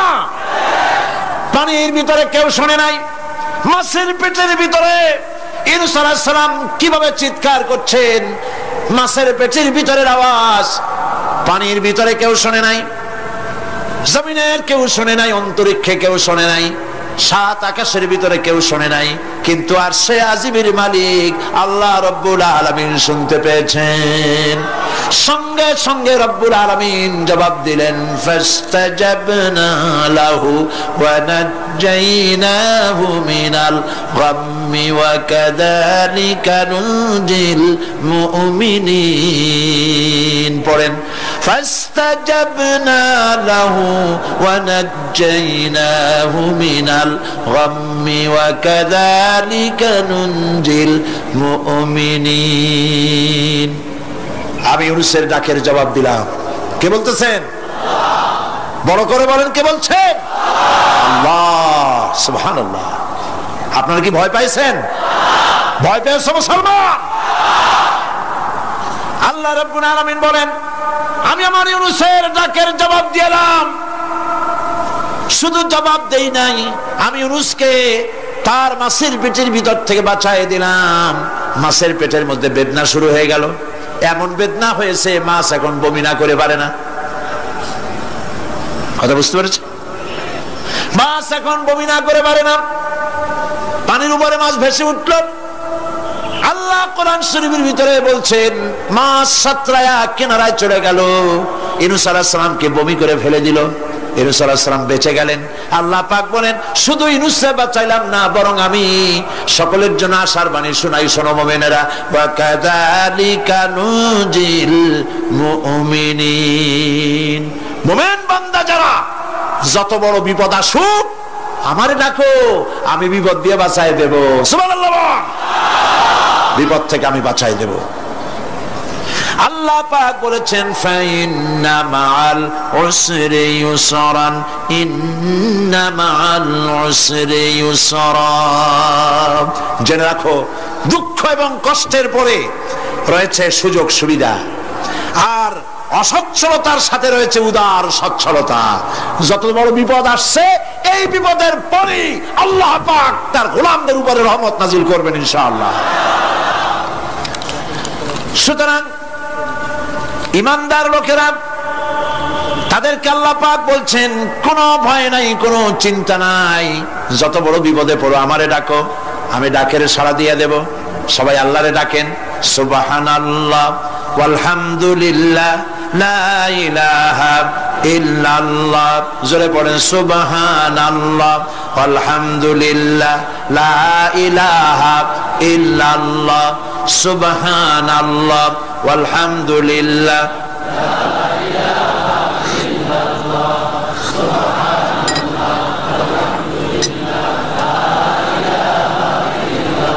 লা ইলাহা ইল্লাল্লাহু মুহাম্মাদুর রাসূলুল্লাহ। আল্লাহর উপর ঈমান আনলে যত ফায়দা হয় এত ফায়দা দুনিয়ায় কোথাও নাই। সুবহানাল্লাহ। আল্লাহর উপর ঈমান আনার ৫ম নম্বরের ফায়দা কটা বলছি? 5টা বলছি। আপনাদের অসুবিধা হচ্ছে নাকি? তাড়াতাড়ি শেষ করতেছি। 6টা বলবো, এ হলো ৫ম নম্বর। তারপর আমরা দোয়া করব। দোয়ার দরকার আছে কিনা এই সময়? ৫ম নম্বরে আল্লাহর উপরে ঈমান আনলে পরে আরেকটি বড় ফায়দা, সেটা হলো কঠিন এবং কঠোর বিপদে আল্লাহ পাক তার মধ্যে অবিচলতার এবং ধৈর্য ধরার তৌফিক দিয়ে দেন। সুবহানাল্লাহ। যত বড় বিপদ আসুক সেই বিপদে মুসিবতে আল্লাহ পাক মুমিনদেরকে আল্লাহর উপরে নির্ভরতা শিখায় দেন। সুবহানাল্লাহ। কারণ মুমিনদের জানা আছে যে ঈমানদারদের বিপদ নতুন কিছু নয়, একেবারে আদম আলাইহিস সালাম থেকে শুরু হয়ে আসছে, ঠিক কিনা? আদম আলাইহিস সালামের বিপদ হয় নাই? আদম আলাইহিস সালামের বিপদ কি? শয়তান। তার বিপদ কি? শয়তান ছিল বিপদ। প্রত্যেক নবীর সময় মানুষের নবীদের কষ্ট দিয়েছে, তাই নাই? বিশ্বকবি ইকবাল বলেছেন সতীজা কা রহা হ্যায় अज़ल से ताइम रोज, सतीजा का रहा है अज़ल से ताइम रोज, चरागे मुस्तफा भी से शरारे बुलहबीस। আগমন কাল থেকে শুরু করে মুহাম্মদ সাল্লাল্লাহু আলাইহি ওয়াসাল্লামের চারাগকে, নূরকে, ঈমানকে, ইসলামকে নিভায় দেওয়ার জন্য আবু জাহেলের গোষ্ঠীরা চিরকাল চেষ্টা করেছে। সব চেষ্টা কর্পূরের মতো উড়ে গেছে, মুহাম্মদ সাল্লাল্লাহু আলাইহি ওয়াসাল্লামের চারাগ টিম টিম করে জ্বলতে রয়েছে। আল্লাহ পাক বলছেন ইউরিদুনা লিইউতফিউ নূরাল্লাহি বিআফওয়াহিহিম ওয়াল্লাহু মুতিম্মু নূরিহি ওয়ালাউ কারিহাল কাফিরুন। ওরা চায় মুখের ফু দিয়া, কারা? কাফেরেরা, ইসলাম সহ্য করতে পারে না যারা, ওরা চায় মুখের ফু দিয়া আমার আলোটাকে নির্বাপিত করে দেবে। আল্লাহ পাক বলেন ওয়াল্লাহু মুতিম্মু নূরি, আমি আমার নূরকে পূর্ণতা দান করব, তাতে কাফির বেঈমানদের মনের ভিতরে যত জ্বালা হোক, যন্ত্রণা হোক, ওদের কলজা যত পুরুক, ইসলাম তার বিজয় পতাকা নিয়ে উড়বেই, কেউ ঠেকাতে পারবে না। আল্লাহ রাব্বুল আলামিন, আল্লাহ পাক বলছেন, ওয়াকাযালিকা জাআলনা লিকুল্লি নাবিয়্যিন আদুওয়াম মিনাল মুজরিমিন, আর এমনি করে আমি সকল নবীর শত্রু বানিয়েছি সব পাপিষ্ঠ অপরাধ প্রবণ লোকদের। শুনছেন কথা? শোনেন নাই? আল্লাহ পাক বলছেন দুনিয়ার সব নবীদের, তাদের জন্য আমি শত্রু বানাইছি কাদেরকে? যারা সব থেকে বেশি পাপিষ্ঠ অপরাধ প্রবণ। এরা হচ্ছে নবীর দুশমন, এরা সব নবীদের সাথে দুশমনি করেছে। আজও দেশের আলেমদের সাথে দুশমনি করে সবচাইতে বড় পাপিষ্ঠরা। এটা কোরআন। এটা কি? কোরআন। জোরে বলেন এটা কি? আল্লাহ রাব্বুল আলামিন বলছেন, ওয়াকাযালিকা জাআলনা লিকুল্লি নাবিয়্যিন আদুওয়াম মিনাল মুজরিমিন, সব পাপীরা, পাপিষ্ঠরা আমার দ্বীনের দাওয়াত যারা দেয় তাদেরকে জীবনের দুশমন মনে করে। কেন? শোনেন, আমি কার ওয়াজ শোনাচ্ছি? কার ওয়াজ শোনাচ্ছি? আমার আল্লাহর ওয়াজ। অপরাধটা কি? নবীদের বিরুদ্ধে, নবীর ওয়ারিস ওয়ারাসাতুল আম্বিয়া কারা, তো তাদের বিরুদ্ধে তাদের অপরাধটা কি? তাদের অপরাধ সম্পর্কে আল্লাহ নিজে বলেন, ওয়ামা নাকামু মিনহুম ইল্লা আন ইউমিনু বিল্লাহিল আজিজিল হামিদ। এদের বিরুদ্ধে অ্যাকশন নেওয়ার আর কোন অপরাধ ওদের নাই। ওদের একমাত্র অপরাধ, ওরা আল্লাহর জমিনে আল্লাহর আইন প্রতিষ্ঠা করতে চায়। এটাই হচ্ছে অপরাধ। এই অপরাধে নবীদের শাস্তি হয়েছে। নবীরা মার খেয়েছেন, সাহাবায়ে কেরাম মার খেয়েছেন। আমরা তো সাহাবায়ে কেরামের জুতার ধুলার সমান নই, সুতরাং এগুলি আমাদের পাওনা। এই রক্তের বিনিময়, জীবনের বিনিময় আল্লাহ পাক তার দ্বীনকে প্রতিষ্ঠা করবেন ইনশাআল্লাহ। হযরতে খাব্বাব, বুখারী শুনুন, বুখারীর হাদিস। আমি কোনো কথা বানিয়ে বলি না, আমি লেখাপড়া করি, পড়াশোনা করি, চোখে দেখি, তারপরে কথা বলার চেষ্টা করি। বাজে গপ্প কিস্সা কাহিনী বলার অভ্যাস আমার কোনো কালে ছিল না, নাই। রাসূল করিম সাল্লাল্লাহু আলাইহি ওয়াসাল্লামের মতো মানুষ, ওনার মতো মানুষ, আহারে, তার চাইতে শ্রেষ্ঠ মানুষ কি পৃথিবীতে আছে? তিনি মার খাইছেন না খান নাই? আহা, কিভাবে তাকে মারলো! গলায় চাদর দিয়ে পেঁচাইয়া আছাড় মেরে ফেলে দিয়ে তারপরে তাকে প্রহার করা হয়েছে। আবু জাহেল মেরেছে, বেহুশ হয়ে গেছেন হুজুর। হযরত হামজা তখনও কাফের ছিলেন। শিকার থেকে ফিরে এসে মুহাম্মদ সাল্লাল্লাহু আলাইহি ওয়াসাল্লামের অবস্থা দেখে পায়ের রক্ত মাথায় উঠে গেছে। আপন ভাইয়ের ছেলে, আর এমন ছেলে। চলে গেলেন আবু জাহেলের বাড়ি, বললেন, আবু জাহেল, তুই নাকি মুহাম্মদ সাল্লাল্লাহু আলাইহি ওয়াসাল্লাম মারছিস? কেন মারলি? তিনি তো ভালো কথাই বলেন, সব সময় বলেন সত্য কথা বলো, মানুষের উপকার করো, এতিমকে আশ্রয় দাও। এত সুন্দর সুন্দর ভালো ভালো কথা বলেন, তার মতো ভালো মানুষ তো দুনিয়ায় দেখি নেই। মারলি কেন? তুই কি মনে করছিস যে আব্দুল্লাহ মারা গেছে বলে এতিম হয়ে গেছে মুহাম্মদ সাল্লাল্লাহু আলাইহি ওয়াসাল্লাম? তোর মনে রাখা উচিত, আব্দুল্লাহ মারা গেছে, হামজা মরে নাই। হযরত হামজা ধনুক বাইর করলেন, এক বাড়ি মারলেন মাথার উপরে, মাথা ফাটা রক্ত বেরিয়ে গেল। হামজা হন হন করে হেঁটে এলেন রাসূলের কাছে। হুজুরের অসুস্থ দেহ মোবারক কোলে উঠায় নিয়ে বললেন, বাবা। তার মস্তক মোবারক কোলে উঠায় দিয়ে বললেন, আমি আবু জাহেলের মাথা ফাটিয়ে রক্ত বের করে দিয়ে এসেছি, তুমি একটু খুশি হও। হুজুর বললেন, চাচা, কার মাথা ফাটাইছেন, কার রক্ত বের করেছেন, এই কথা বলে তো আমাকে আপনি খুশি করতে পারবেন না। তিনি বললেন, বাবা, তুমি কি হলে খুশি হও? তিনি বললেন, আমি খুশি হই চাচা, তোমার মুখে যদি একটা বার আমি ঈমানের কলেমা শুনতে পাই। হযরতে হামজা বললেন, মুহাম্মদ সাল্লাল্লাহু আলাইহি ওয়াসাল্লাম, আমার বুঝতে মোটেও কষ্ট হয়নি, তুমি কোনো সাধারণ মানুষ নও, সাধারণ মানুষের প্রতিশোধে তুমি বিশ্বাসী হতে, খুশি হতে, প্রতিশোধে বিশ্বাসী হওনি। তুমি অবশ্যই আল্লাহর নবী। আমি আল্লাহকে সাক্ষী রেখে, আমি তোমাকে সাক্ষী রেখে ইমানের কালেমা ঘোষণা করছি, লা ইলাহা ইল্লাল্লাহু মুহাম্মাদুর রাসূলুল্লাহ। ভাইরা আমার, আল্লাহর দ্বীন প্রতিষ্ঠার জন্য আমার নবীদেরকে কষ্ট করতে হয়েছে, সাহাবায়ে কেরামদেরকে কষ্ট করতে হয়েছে, আল্লাহর ওলিদেরকে।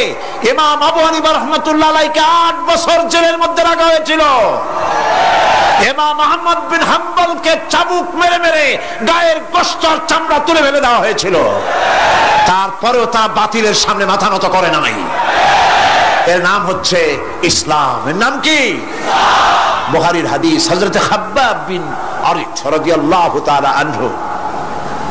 বুখারীতে হাদিসটা ভাবে এসেছে, ওয়ান খাব্বাব বিন আরিত রাদিয়াল্লাহু তাআলা আনহু আন্নাহু قال قال شكونا الى رسول الله صلى الله عليه وسلم وهو متوسد بردة له في ظل الكعبة। তিনি বললেন, আমরা রাসূলের কাছে গেলাম, যাই দেখি রাসূল করিম সাল্লাল্লাহু আলাইহি ওয়াসাল্লাম কাবা শরীফের ছায়ায় আরাম ফরমাচ্ছেন। আমরা কাছে গিয়ে বললাম, আলা তাস্তানসিরু লানা আলা তাদউ লানা ইয়া রাসূলুল্লাহ, হে রাসূল, আপনি কি আমাদের জন্য দোয়া করবেন না? আমরা তো মার খেতে খেতে শেষ হয়ে গেলাম। আমাদের খাব্বাবকে, খুবাইবকে, আম্মারকে, সুমাইয়াকে মেরে শেষ করে দিল। ওরা আমাদেরকে না খাওয়ায় রাখে, সারা রাত খেতে দেয় না, ঘুমাতে দেয় না। তারা আমাদের বেলালকে মেরে মেরে রক্তাক্ত করে উত্তপ্ত মরুভূমির উপরে চিৎ করে শোয়ায়, বুকের উপরে পাথর চাপা দিয়ে রেখেছে। ওরা সাহাবায়ে কেরামদেরকে মারতেছে, না খাওয়ায় রাখতেছে। হুজুর, আপনি কি আল্লাহর কাছে দোয়া করবেন না? এখনো কি দোয়ার সময় আসে নাই? হাদিস শরীফ এসেছে, হুজুর সাল্লাল্লাহু আলাইহি ওয়াসাল্লাম উঠে বসলেন, বললেন, ও খাব্বাব, তোমাদের আগে এই পৃথিবীতে যারা দ্বীনের দাওয়াত নিয়ে এসেছিলেন, সমকালীন রাষ্ট্র শক্তি তাদেরকে ধরতো, ফায়ুহাজুর রাজুলু ফায়ুহফারু লাহু ফিল আরদ, তাদেরকে ধরে তাদের জন্য কবর খনন করা হতো জীবিত মানুষের জন্য। ফায়ুজআলু ফিহা, এরপরে সেই গর্তের ভিতরে তার কোমর পর্যন্ত গেড়ে দেওয়া হতো। সুম্মা ইউতা বিল মানশার, এরপরে করাত আনা হতো। ফায়ুদাউ আলা রাসিহি, এরপরে সেই করাত তার মাথার উপরে রাখা হতো। ফায়ুজআলু নিসফাইন, করাত দিয়া ঘষে ঘষে চিরে চিরে জীবিত মানুষকে দ্বিখণ্ডিত করে ফেলে দেওয়া হতো। মা ইয়াসুদ্দুহু যালিকা আন দীনিহি, এত কষ্ট দেওয়ার পরেও আল্লাহর গোলামদেরকে এক চুল জায়গা দিন থেকে সরায় দেওয়া যায় নাই। ওয়াল্লাহি ওয়াল্লাহি, ও খাব্বাব, আমি আল্লাহর নামে কসম করি, লাইউতাম্মান্নাল্লাহু হাযাল আমরা হাত্তা ইয়াসিরু রাকিবু মিন সানআ ইলা হাদরামাউত। আমি আমার আল্লাহর নামে কসম করি। কে কসম করছেন? সুবহানাল্লাহ বলবেন না? রাসূলুল্লাহ কসম করছেন, আমি কসম করি আল্লাহর। সেদিন বেশি দূরে নয়, যেদিন ইয়েমেনের রাজধানী সানা থেকে শুরু করে হাজরামাউত পর্যন্ত হাজার হাজার মাইল সওদাগরেরা তাদের পণ্য নিয়ে, মহিলারা তাদের সৌন্দর্যের পসরা নিয়ে একাকিনী অথবা দলবদ্ধভাবে যাতায়াত করবে মরুভূমির উপর দিয়ে। লা ইয়াখাফু ইল্লাল্লাহ, আল্লাহ ছাড়া তাদের অন্তঃকরণে কোনো ভয় থাকবে না। ওয়ালাকিন্নাকুম তাস্তাজিলুন, তোমরা বড্ড তাড়াহুড়ো করছো, অপেক্ষা করো, সেরকম সময় আসবে। রাসূল করিম সাল্লাল্লাহু আলাইহি সাল্লাম সেরকমের সময় দিতে পেরেছিলেন নাকি পারেন নাই? পেরেছিলেন কিনা? সেজন্য রক্ত দিতে হয়েছে, সেজন্য মার খেতে হয়েছে, সেজন্য জেলে যেতে হয়েছে। রাসূল করিম সাল্লাল্লাহু আলাইহি সাল্লামকে, জেল তো নতুন কিছু নয়। ইউসুফ আলাইহিস সালাম জেলে থাকেন নাই? জেলে থাকেন নাই? ঠিক আছে, রাসূল করিম সাল্লাল্লাহু আলাইহি সাল্লাম জেলে ছিলেন না? সেই জেল এরকমের দেওয়ালে ঘেরা জেল নয়, পাহাড়ে ঘেরা, তিন চতুর্দিক থেকে পাহাড়ে ঘেরা শিয়াবে আবি তালেব। 3 বছর, কতদিন? টানা 3 বছর রাসূল, তার সাহাবী, তাদের স্ত্রীরা, বাচ্চা বাচ্চা ছেলেপেলেরা 3 বছরের মধ্যে সরকার ঘোষণা করেছে এদের সঙ্গে কথা বলবে না, বাজার ঘাটে যেতে পারবে না, কেনা বেচা করতে পারবে না, সামাজিক বয়কট, সামাজিক ভাবে বয়কট করে রেখেছে। সাথে যা ছিল খাবারগুলি শেষ হয়ে গেছে, তারপরে উট ছিল, ভেড়া ছিল, খাইয়া শেষ হয়ে গেছে। এরপরে যখন কিছু নাই, উটের চামড়া ভিজাইয়া ভিজাইয়া, শুকনা চামড়া ভিজায় খেয়েছে। যুবকেরা ক্ষুধার যন্ত্রণায় বাবলা গাছের পাতাগুলি চাবায় খাইতে গিয়া কাটা ফুটে জিহ্বা থেকে রক্ত পড়েছে। বাচ্চা ছেলেপেলেগুলি মায়ের বুকে দুধ পায় নাই, না পায়া বাচ্চারা চিৎকার করে উঠেছে। এই চিৎকার, ক্ষুধার জ্বালার এই চিৎকারের আওয়াজ শুনে কাফেরেরা চতুর্দিকে অট্ট হাসিতে ফেটে পড়েছে। সুতরাং জেল জুলুম মুসলমানদের জন্য, আলেমদের জন্য, পীর বুজুর্গদের জন্য নতুন কিছু নয়। এই জুলম, এই অত্যাচারের পরেই আল্লাহ পাকের দ্বীন কায়েম হয়েছিল মদিনায়। রাসূলুল্লাহ বলেছিলেন, খায়রুল কুরুনি কারনি, সর্বশ্রেষ্ঠ যুগ আমার যুগ। বন্ধুগণ, আল্লাহর উপর ঈমান আনলে মানুষের ভিতরে এ ধরনের অবিচলতা আসে, বিপদে ধৈর্য ধরার হিম্মত পয়দা হয়ে যায়। সুবহানাল্লাহ বলো। মুসা আলাইহিস সালাম কে? মুসা আলাইহিস সালাম কোরআন ওয়াজ করতেছে। সুবহানাল্লাহ বলে। গল্প করতেছি না কোরআন শোনাচ্ছি? গল্প করতেছি না হাদিস শোনাচ্ছি? আল্লাহ রাব্বুল আলামিন বলেন, ফিরআউন মুসা আলাইহিস সালামকে চতুর্দিক থেকে, তিন দিক থেকে ঘেরাও করেছে। একদিকে দরিয়া, তিন দিকে ফিরআউনের সৈন্যরা। কোরআন শরীফে ঘটনা এভাবে তুলতেছে, ফালাম্মা তারাআল জামআন ক্বালা আসহাবু মূসা ইন্না লামুদরাকুন। মুসা আলাইহিস সালামের সাথীরা বলছেন, হে মুসা, আমরা তো পাকড়াও হয়ে গেছি, পালাবার কোনো পথ নাই, মরছি। মুসা আলাইহিস সালাম ভয় পাইছিলেন নাকি? ঈমান কারে বলে? হযরত মুসা আলাইহিস সালাম বললেন, কাল্লা ইন্না মা'য়া রাব্বী সায়াহদিন। নিশ্চয় নয়, অবশ্যই নয়, রব্বী সায়াহদিন, আমার প্রভু অবশ্যই, সিন দিয়ে বোঝানো হচ্ছে অবশ্যই আমার রব আমার জন্য রাস্তা করে দেবেন। এর নাম ঈমান। সুবহানাল্লাহ বলেন। এর নাম ঈমান। চতুর্দিক থেকে বিপদ ঘনীভূত, বেরোবার কোন রাস্তা নাই। ওর মধ্য দিয়ে ওমাইয়াত্তাকিল্লাহা ইয়াজআল লাহু মাখরাজা, কোন রাস্তা নাই, চতুর্দিকে অন্ধকার।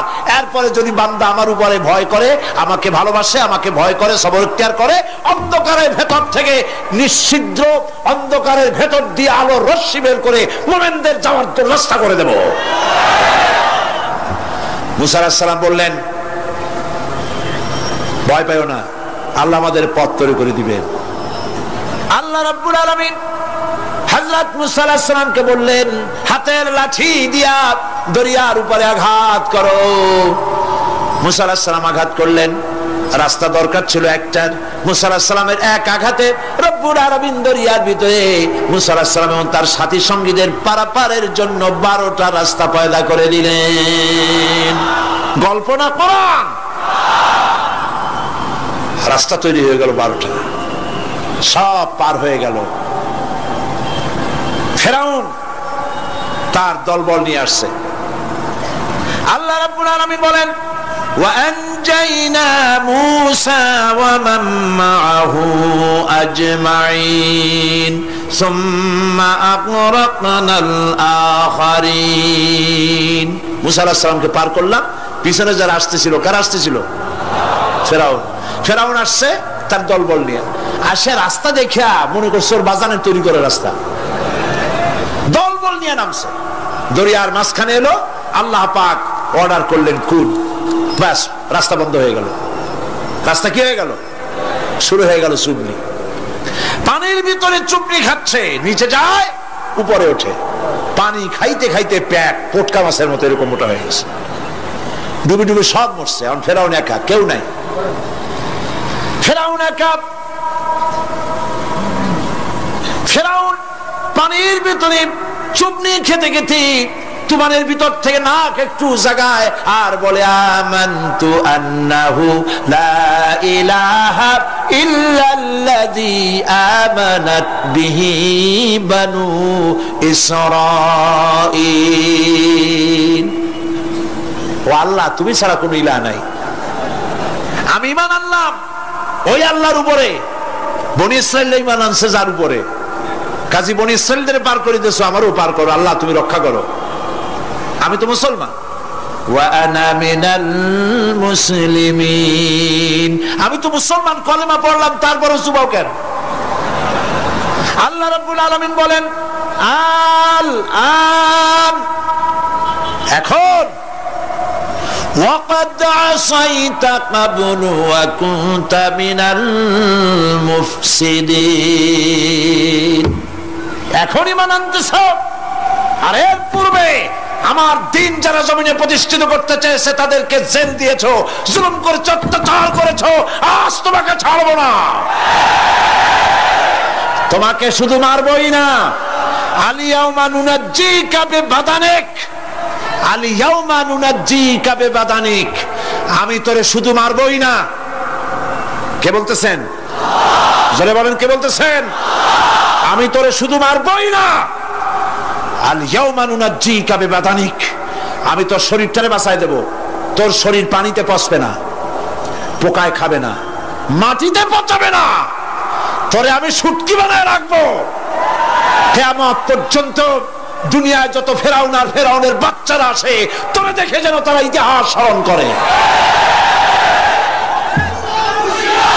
আল্লাহ রাব্বুল আলামিন কোরআনে কারীমের মধ্যে পরিষ্কার করে মানুষদেরকে বুঝায় দিয়েছেন, আল্লাহর উপর ঈমান আনলে পরে তার হিম্মত বেড়ে যায়, মনের বল বেড়ে যায়। সুবহানাল্লাহ। হযরত রাসূল করিম সাল্লাল্লাহু আলাইহি ওয়াসাল্লাম কাফের বেঈমানেরা চতুর্দিক থেকে বাড়ি ঘেরাও করে রেখেছে, পালাবার কোনো পথ নাই। ঘুমেছিলেন তিনি, জিবরাইল এসে বলেন, ইয়া রাসূলুল্লাহ, ঘুমের থেকে জাগুন, আল্লাহ আপনাকে সালাম বলেছেন, আর আপনাকে হিজরত করার জন্য মদিনায় আল্লাহর অর্ডার করেছেন। বাড়ির চতুর্দিকে কাফেররা তরবারি নিয়ে দাঁড়ানো। নবীজি ঘুমের থেকে জেগে হযরত আলীকে ডেকে বলেন, আলী রে, আমার বিছানায় আমার চাদর মুড়ি দিয়া ঘুমায় থাকো, আল্লাহ আমাকে অর্ডার করেছেন, আমি মদিনায় চললাম। হযরত আলী হুজুরের দিকে তাকায় বলেন, ইয়া রাসূলুল্লাহ, আপনার বিছানায় আপনার চাদর মুড়ি দিয়ে আমি ঘুমায় থাকবো, সকালবেলায় কাফের বেঈমানেরা এই ঘরের মধ্যে প্রবেশ করে আপনার কম্বলের নিচে আমারে দেখে তারা মোহাম্মদ মনে করে আমারই তারা কেটে কেটে টুকরা টুকরা করে দেবে। আমার কোনো আপত্তি নাই, কোনো ভয় নাই, কোনো চিন্তা নাই, কোনো দুঃখ নাই, বরং আমার মনের মধ্যে এটাই তৃপ্তি হবে যে আমি আলীর জীবনের বিনিময়ে আল্লাহর নবী দুনিয়ায় বেঁচে থাকেন। নবীজি ঘরের থেকে বেরোলেন, চতুর্দিকে দেখেন কাফের বেঈমানেরা দাঁড়ানো, শত শত কাফের, হাতে তরবারি। হুজুর সাল্লাল্লাহু আলাইহি ওয়াসাল্লাম এক মুষ্টি বালু হাতে নিলেন, এক মুঠো বালু হাতে নিয়ে ফু দিয়া বালুগুলো ছেড়ে দিলেন। ঘরের চতুর্দিকে যত কাফের ছিল সবগুলির চোখের মধ্যে বালি ঢুকে গেছে। চোখের মধ্যে যদি বালি ঢোকে তাহলে কি মজা লাগে না? দুই হাত দিয়া সমানে ঘষা শুরু করছে কাফেরেরা, দুই চোখ আঙ্গুল দিয়া ঘষাঘষি করছে। এই ফাঁক দিয়া নবীজি বেরিয়ে গেলেন, একটা কাফেরও দেখে নাই নবী কোথায় গেলে। আল্লাহ পাক পরবর্তী সময় নবীজিকে শোনায় দিলেন, ওয়ামা রামাইতা ইয রামাইতা ওয়ালাকিন্নাল্লাহ রামা। নবী, আপনি নিক্ষেপ করেন নাই যখন আপনি নিক্ষেপ করছিলেন, আপনি তো শুধু ধুলাগুলো ধরে এমনি ছাড়ছেন। ঘরের চতুর্দিকে সমস্ত কাফেরদের চোখে বালি পৌঁছে দেওয়ার দায়িত্ব আমার কুদরত গ্রহণ করেছিল। নবীজি হযরত আবু বকরের বাড়িতে এলেন, দরজায় দাঁড়িয়ে নক করেছেন, ভেতর থেকে আওয়াজ এলো। হুজুর বললেন, ইয়া আবু বকর। হযরত আবু বকর পিছন থেকে দরজার মধ্য থেকে ঘরের মধ্য থেকে জবাব দিলেন, লাব্বাইকা ওয়া সাদাইকা ইয়া রাসূলুল্লাহ। হুজুর প্রশ্ন করলেন, আবু বকর, গভীর রাত্রে জিবরাইল আমারে ঘুম থেকে জাগাইলো, তোমারে জাগাইলো কে? এক ডাকে উঠলা কেমনে? হযরত আবু বকর বলেন, ইয়া রাসূলুল্লাহ, আপনি আমারে নিয়ে হিজরত করবেন বলেছিলেন, আমি চিন্তা করেছি না জানি কত রাত্রে নবীজি আসেন, আর আমার দরজায় দাঁড়ায়া নবীজি আমারে ডাকবেন, আমি থাকবো শুয়া, বেয়াদবি হয়ে যাবে। এই জন্য বিছানায় না ঘুমায়া আপনার পবিত্র জবানের ডাক শোনার জন্য এত রাত ধরে এই দরজার সঙ্গে দাঁড়ায়া দাঁড়ায়া ঘুমাইতেছিলাম।